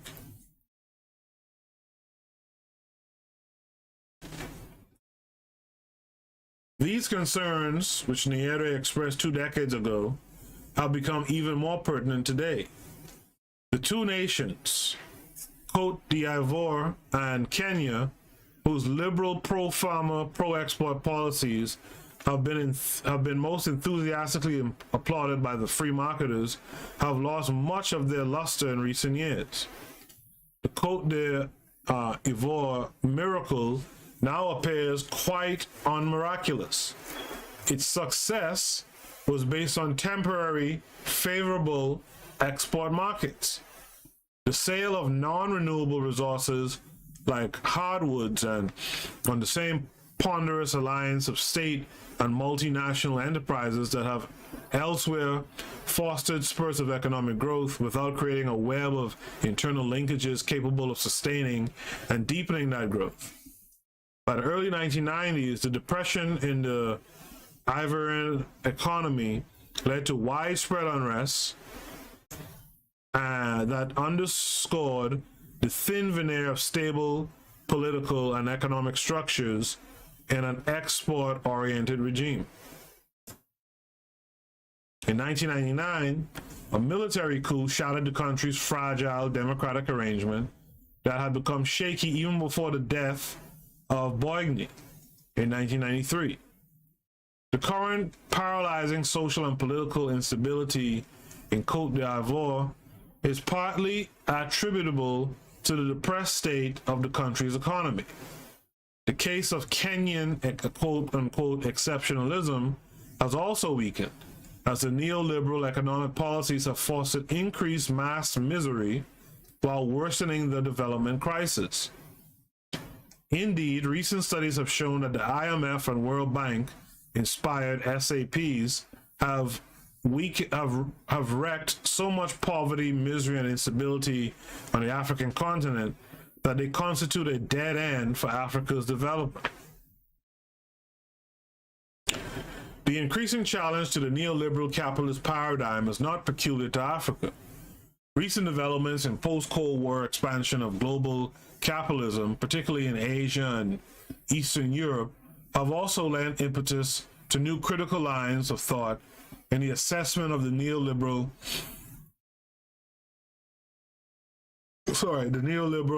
development paradigm. The crisis of neoliberal market reforms in Russia and parts of Asia have become reference points for varied reinterpretations and reassessments of global capitalism and the challenges it poses for transiting national economies. These developments provide Africanist scholars with new empirical grounds for comparative reevaluation of the legacies of the IMF and World Bank-inspired neoliberal economic policies, which for so long has been seen as the most viable development option for the continent. I talked about this in the past, but a lot of times these African leaders were bought and sold to take in those deals, right?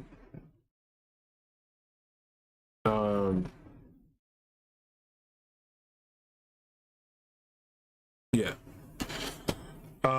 As Manfred Benefil puts it, quote, "The disastrous impact of the neoliberal adjustment policies in Eastern Europe is a graphic reminder of the centrifugal forces unleashed by their reckless adoption or imposition under inappropriate circumstances.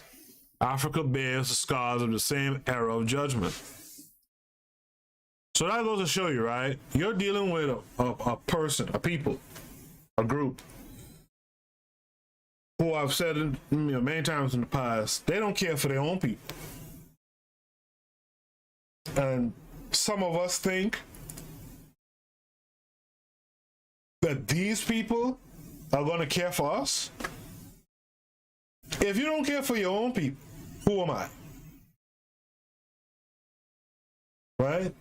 If you don't care for your own people, who am I? And so we as African people gotta get it in our brains like, yo, there's no help from these folks. And any quote unquote help they come with has a heavy price to be paid. soon enough.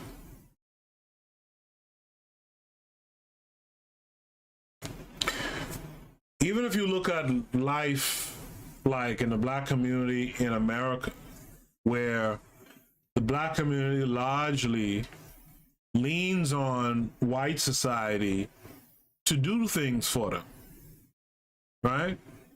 For example, COVID was rampant, right? And it seemingly, according to the numbers, it seemingly affected black folks more than white folks, more than any other group.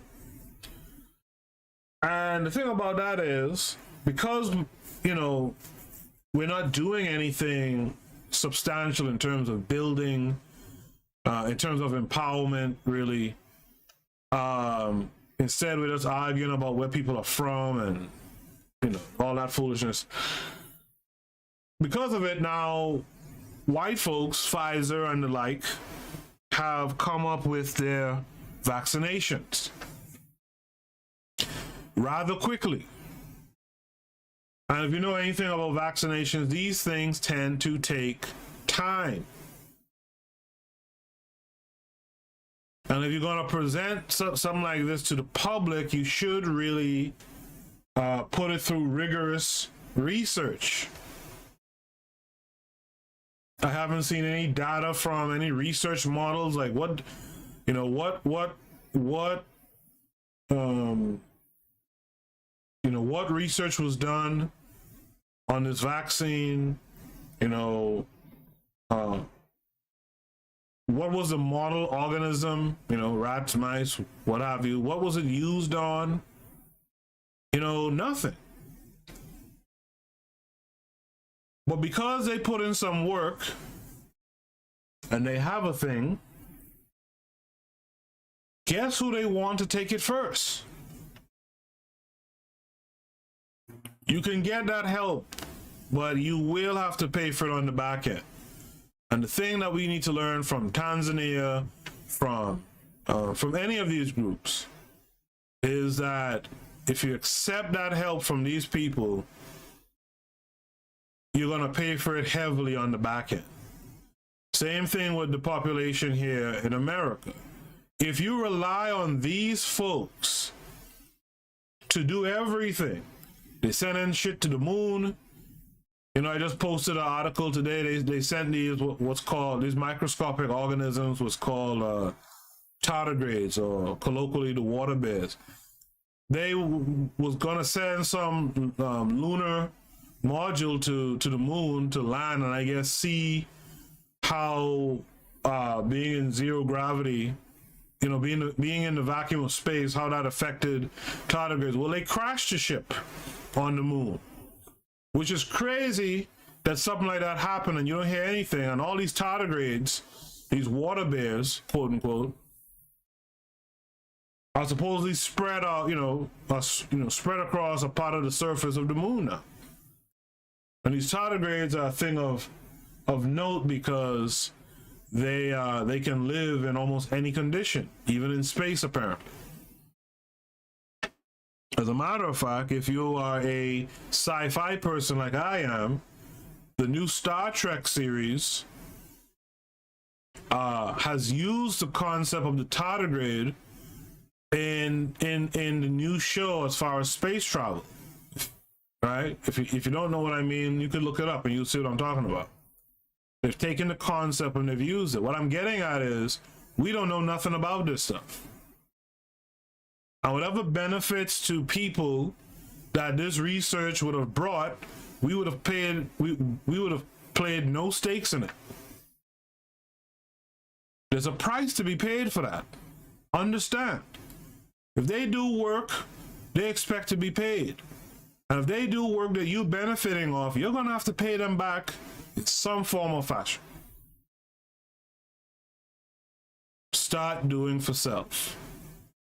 To continue, it is noteworthy that even traditional proponents of global capitalism, the neoliberal model, have begun to rethink the relevance of the neoliberal paradigm for economic development in the third world. World Bank economist Jeffrey Sachs, once a leading advocate of the Eastern Europe's Big Bang approach, has made some revisionist or at least moderating arguments with regard to the neoliberal agenda. Sachs has recently argued that from a global perspective, liberalization might be defended not as in the interest of the initiating country, but rather in the interest of the rest of the world. He concedes that to the extent that such external factors are the real motivation for the pressures for liberalization, quote, it makes little sense for poor countries in dire economic difficulties to make rapid structural changes on behalf of the rest of the world, end of quote. What flows from the discussion in this section is that the much vaunted neoliberal economic policies do not constitute suitable alternative to Nyerere's Ujamaa. As will be shown later, there are some aspects of the Ujamaa philosophy that are pertinent to any quest for meaningful development in Africa.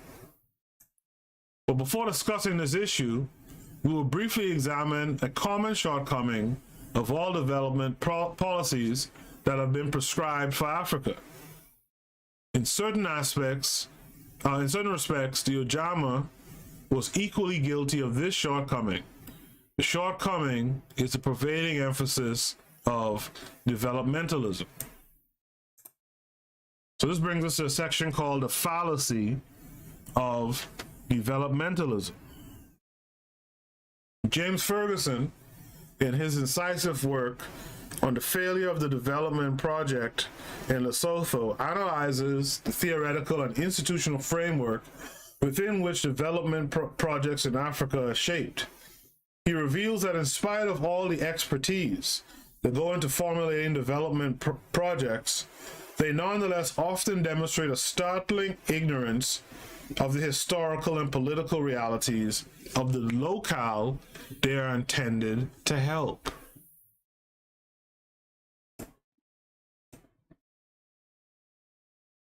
That's why you got to be fully immersed. Drawing on Foucault's treatise on language, power, and knowledge, Ferguson argues that development institutions generate their own forms of discourse, and this discourse simultaneously constructs the locality as a particular kind of knowledge and creates a structure of knowledge around the object.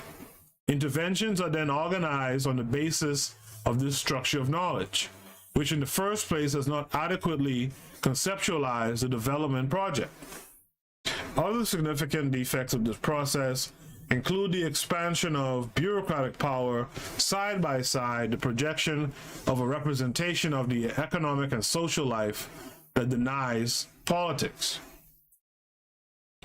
The development project thus becomes an anti-politics machine, whisking political realities out of sight and all the while performing almost unnoticed its own preeminently political operation of strengthening the state's presence in the local region. The failure of Ujamaa can, in the same way, be appraised in the light of the fallacy of the development discourse of both neoliberal and socialist persuasions, which swept across post-independent Africa in the 1960s and 70s. Both liberal and Marxist dependency discourses on development were caught in the same discursive field and patterns of knowledge, which objectified African peasants and rural dwellers as hapless victims of underdevelopment who needed to be emancipated to higher levels of social and material well-being. Oftentimes, these were visions and images completely at odds with historical and prevailing realities, constructed and maintained to justify development interventions. Nyerere, like earlier modernists, assumed that the conservatism of the Tanzanian peasantry was an obstacle to development that should be overcome at all costs. It could not be accepted that perhaps the peasants' customary forms of herding and crop rotation were time-tested adaptations to the ecological and technological conditions of the country. That's an interesting thought.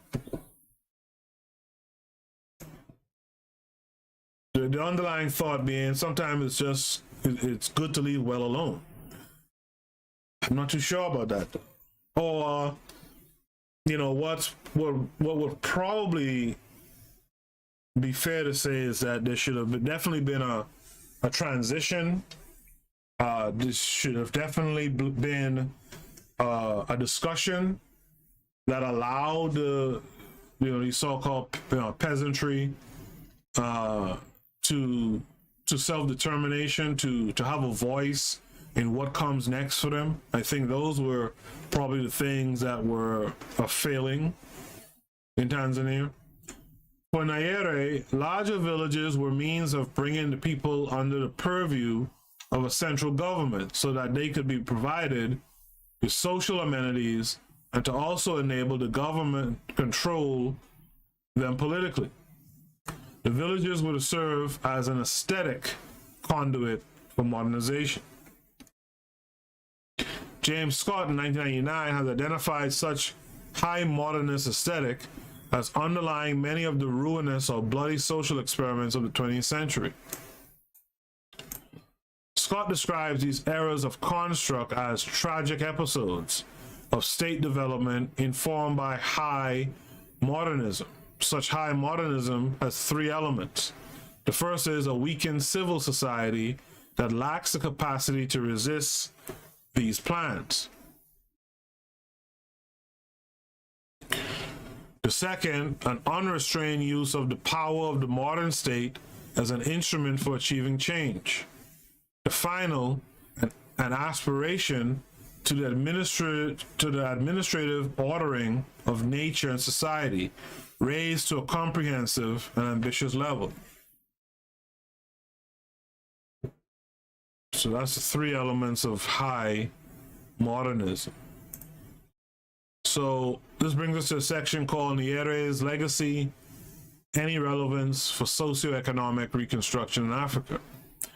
It has become quite common to find writers who argue that the only lessons which Ujamaa provides for the rest of Africa and the developing world are negative lessons of how not to succeed.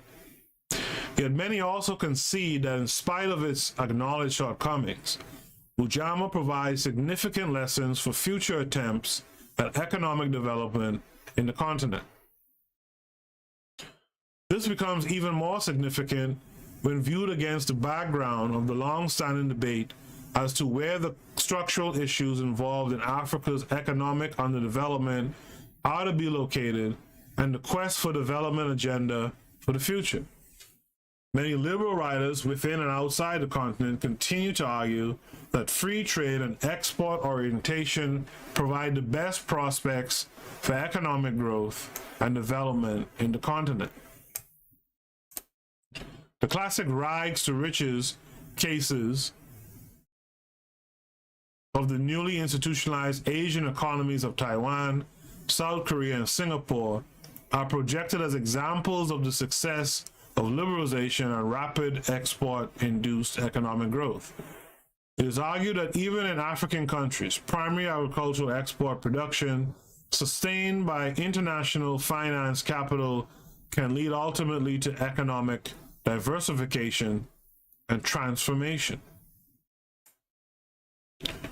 On the other hand, neo-Marxist scholars contend that the development of a home market or a national economy in African countries is a sine qua non for sustained economic growth.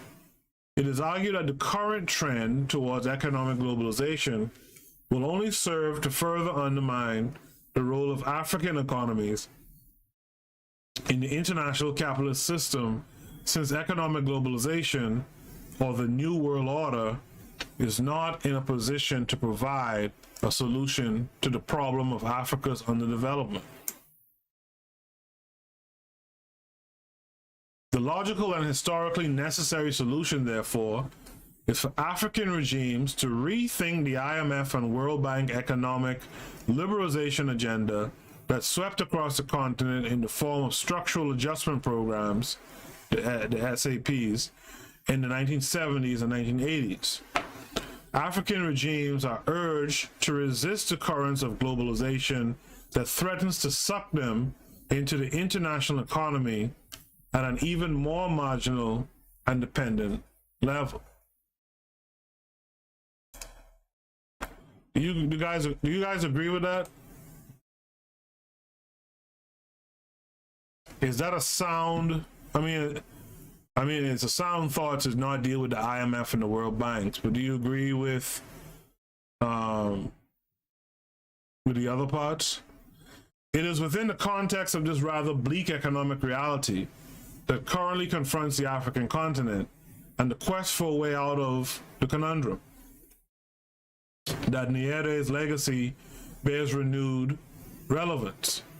In post-Cold War Africa, which has witnessed the collapse of Marxist socialism and an increasing indictment of the prevalent neoliberal developmental ideology, the need for alternatives which draw from universal ideals but are yet grounded in indigenous realities and aspirations makes Nyerere's Ujamaa relevant. So that's what KW-7 was talking about a few years ago. If you want to talk new economic system in Africa, it has to be one based on African communalism, right?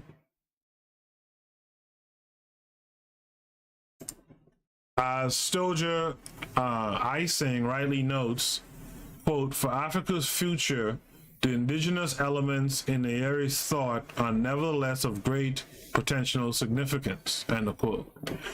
This time, though, not necessarily as a derivative of orthodox Marxism or Maoist socialism, as Nyerere himself may have construed it, but as a legitimate quest to find a third way in the face of the failure and irrelevance of the two dominant important development paradigms, right?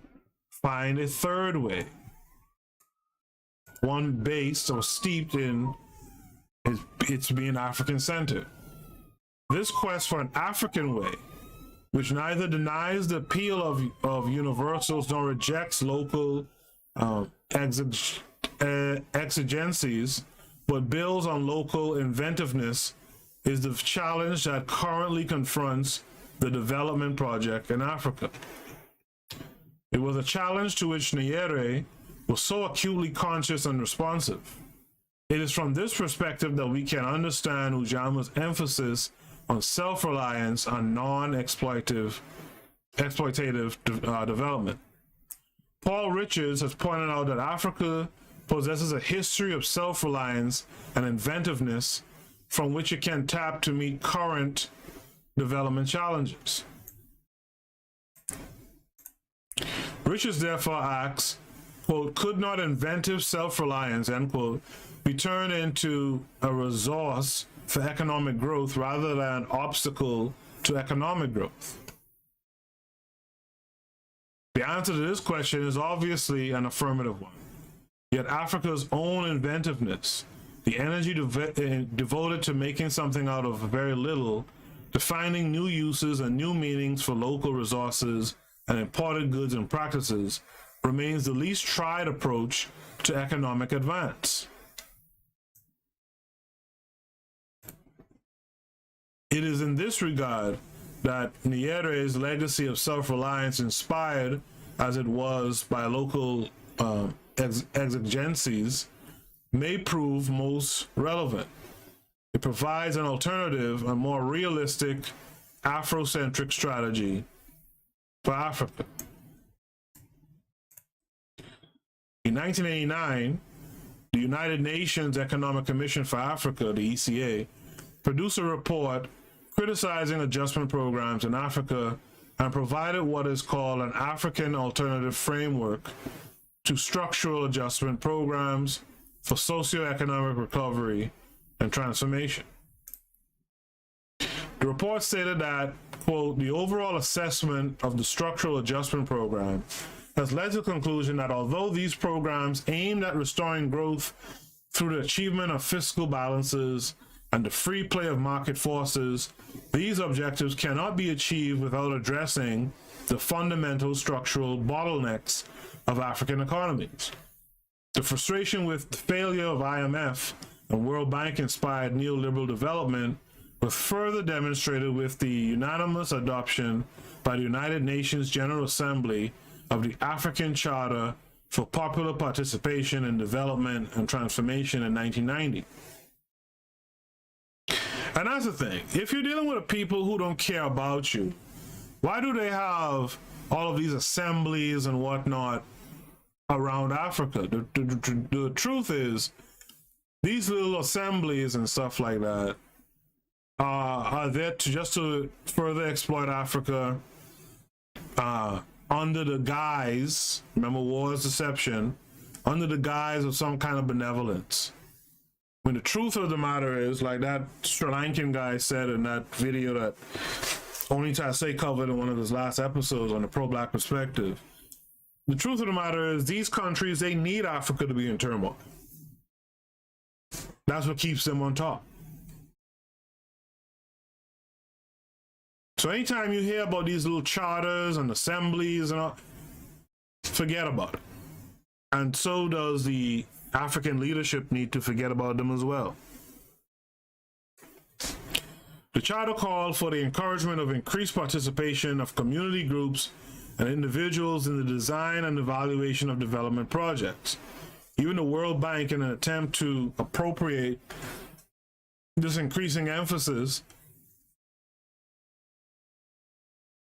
on an endogenous self-reliant development strategy, purportedly indicated its agreement with the policy through a half-hearted and diversionary commitment to community-centered and populist policies of development in Africa in its 1989 and 1994 reports. Even then, the quest for alternative development paradigms that strikes the delicate balance between the universal and the particular has not been limited to Africa. Within the United Nations Economic Commission for Latin America, the new thinking has been towards a strategy of neo-structuralism, moving away from the import substitution industrialization model, which had advanced in the 1940s and 1950s. The ECLA has begun in recent years to set itself apart from both the import substitution industrialization model and neoliberalism. The new approach is towards a policy of desarrollo desde dentro, development from within, of what has been described as the integrated approach. The ECLA now stresses the problem of poverty in the region and the importance of finding a development strategy that increases equity while leading to growth. It emphasizes that growth, social equity, and democracy can be compatible.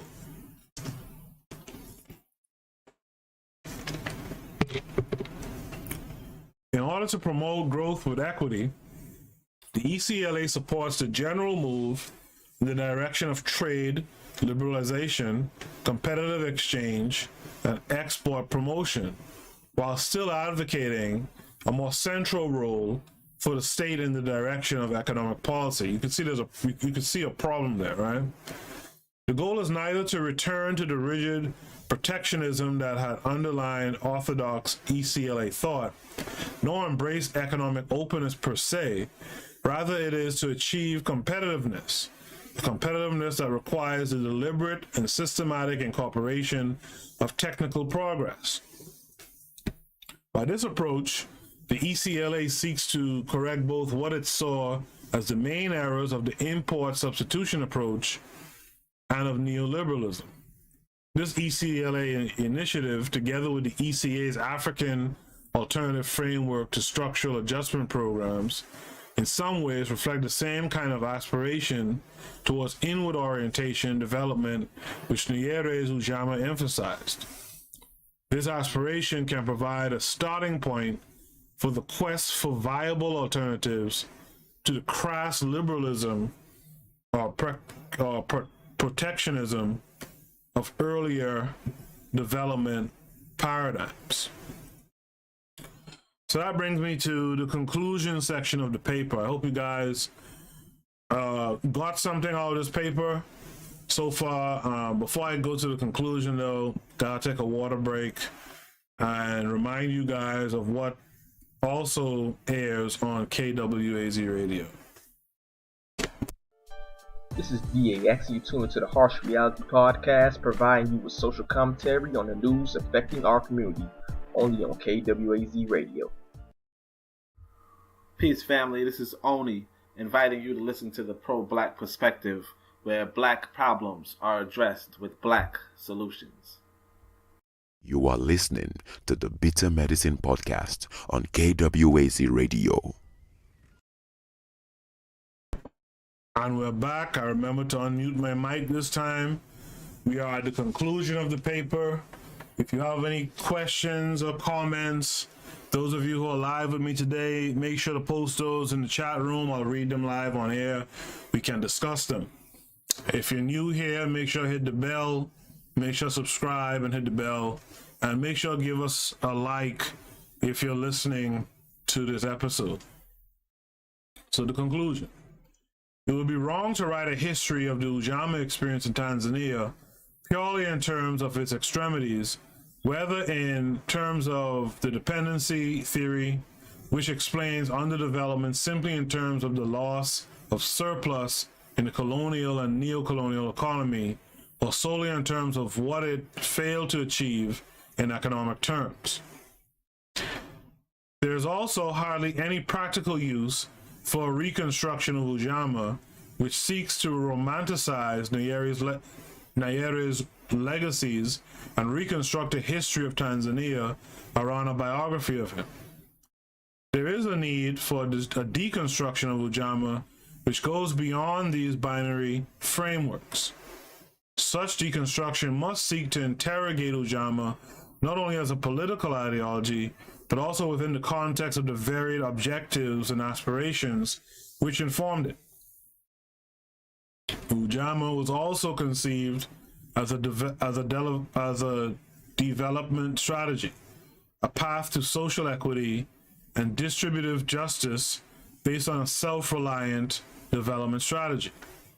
Unfortunately, the emphasis on the political, ideological, and economic dimensions of Ujamaa has obscured these effects of the experiment, these aspects of the experiment. Given the current developmental challenges in the continent, there is a need to go beyond Africa bashing, to constructively interrogate previous developmental experiments like Nyerere's, Ujamaa, and ask what lessons they hold for the quest for socio-economic development in the continent. And that brings me to the end of the paper. One of the things I would like to say is, again, it's a good thing to look at the pros and cons of previous work. You don't have to tear it down, right? You can, in fact, improve upon the good things and minimize the bad things. And so there's work that could be done with this model. We would just have to fix it. I've offered several suggestions on what should be done or what could be done in the future with this philosophy.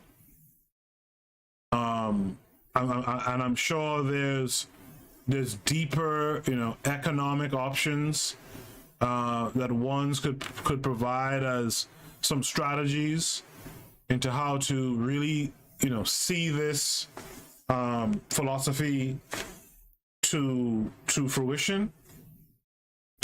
But ultimately, you have to have your plan in place. You have to have your people educated towards understanding the plan, to understanding the goal, to understanding the work that they need to do. And again, that comes back to education. And Nyerere was big on education, right? In fact, if you look it up,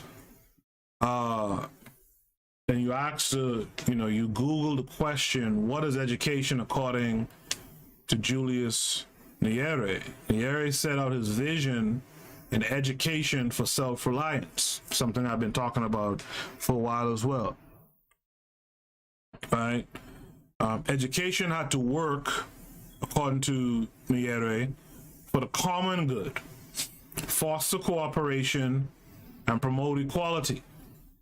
Further, it had to address the realities of life in Tanzania. And that's what we got to do. We have to educate our people to address the realities in their localities, right? Wherever there's African people, we need an education system that helps them address the issues that they have right around them. The immediate things that they face day to day. And then along the lines of understanding the problems around you, you're learning how to find solutions to those problems, but you're also doing it, you're trying to find solutions for the common good of everyone. You're not being individualistic, like in a more capitalist system. You're going to be able to organize, which is to foster cooperation amongst the people, and very importantly, you got to promote equality between the people in the locality.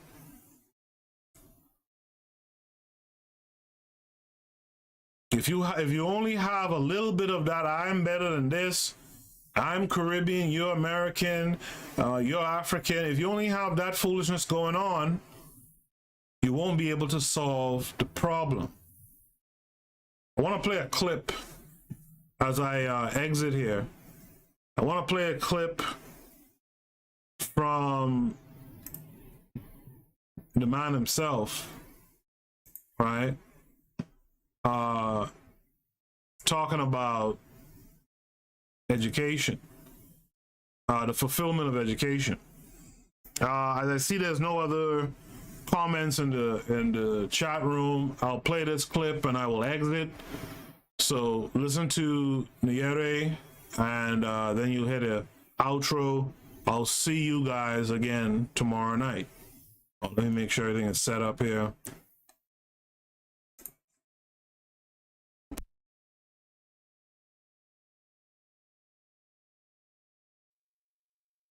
It is true that in the third world we talk a great deal about economic development, about expanding the number of goods and services and the capacity to produce them. But the goods are needed to serve men. Services are required to make the lives of men more useful, more easeful, and more fruitful. Political, social, and economic organization is needed to enlarge the freedom and dignity of men. Always we come back to man, liberated man, as the purpose of activity, the purpose of development. But man can only liberate himself or develop himself. He cannot be liberated or developed by another. For man makes himself. It is his ability to act deliberately for a self-determined purpose which distinguishes him from other animals. The expansion of his own consciousness and therefore of his own power over himself, over his environment and his society must therefore ultimately be what we mean by development. The same is true of education. Its purpose is the liberation of man from the strains and limitations of ignorance and dependence. Education has to increase men's physical and mental freedom, to increase their control over themselves, their own lives, and the environment in which they live. The ideas imparted by education or released in the mind through education should therefore be liberating ideas. The skills acquired by education should be liberating skills. Nothing else can properly be called education. Any teaching which induces a slave mentality or a sense of impotence is not education at all. It is an attack on the minds of men. This means that adult education has to be directed at helping men to develop themselves. It has to contribute to an enlargement of man's ability in every way. In particular, it has to help men to decide for themselves, in cooperation, what development is. It must help men to think clearly. It must enable them to examine the possible alternative courses of action, to make a choice between those alternatives in keeping with their own purposes, and it must equip them with the ability to translate their decisions into reality. The personal and physical aspects of development cannot be separated. It is in the process of deciding for himself what is development and deciding in what direction it should take his society and implementing those decisions that man develops himself. There is another aspect to this. A man learns because he wants to do something. And once he has started along this road of developing his capacity, he also learns because he wants to be a more conscious and understanding person. Learning has not liberated a man if all he learns to want is a certificate on his wall and the reputation of being a learned person, a possessor of knowledge. For such a desire is merely another aspect of the disease of the acquisitive society, the accumulation of goods for the sake of accumulating them.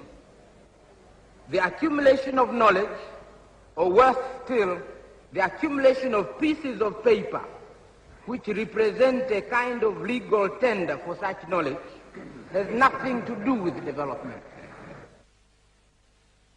Adult education is not something which can deal with just agriculture or health or literacy or mechanical skill and so on. All these separate branches of education are related to the total life a man is living and to the man he is and will become or is becoming. Learning how best to grow soya beans is of little use to a man if it is not combined with learning about nutrition or the existence of a market for beans.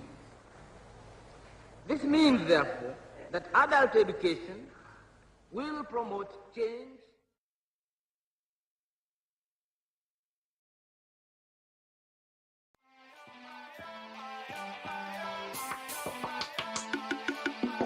Thanks for listening to the Bitter Medicine Podcast with your host, Koku.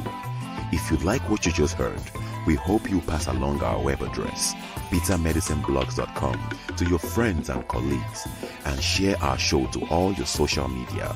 Be sure to check out our archive section on our website for previous podcasts. This has been a KWAZ radio production. Join us next time for another session of the Bitter Medicine Podcast.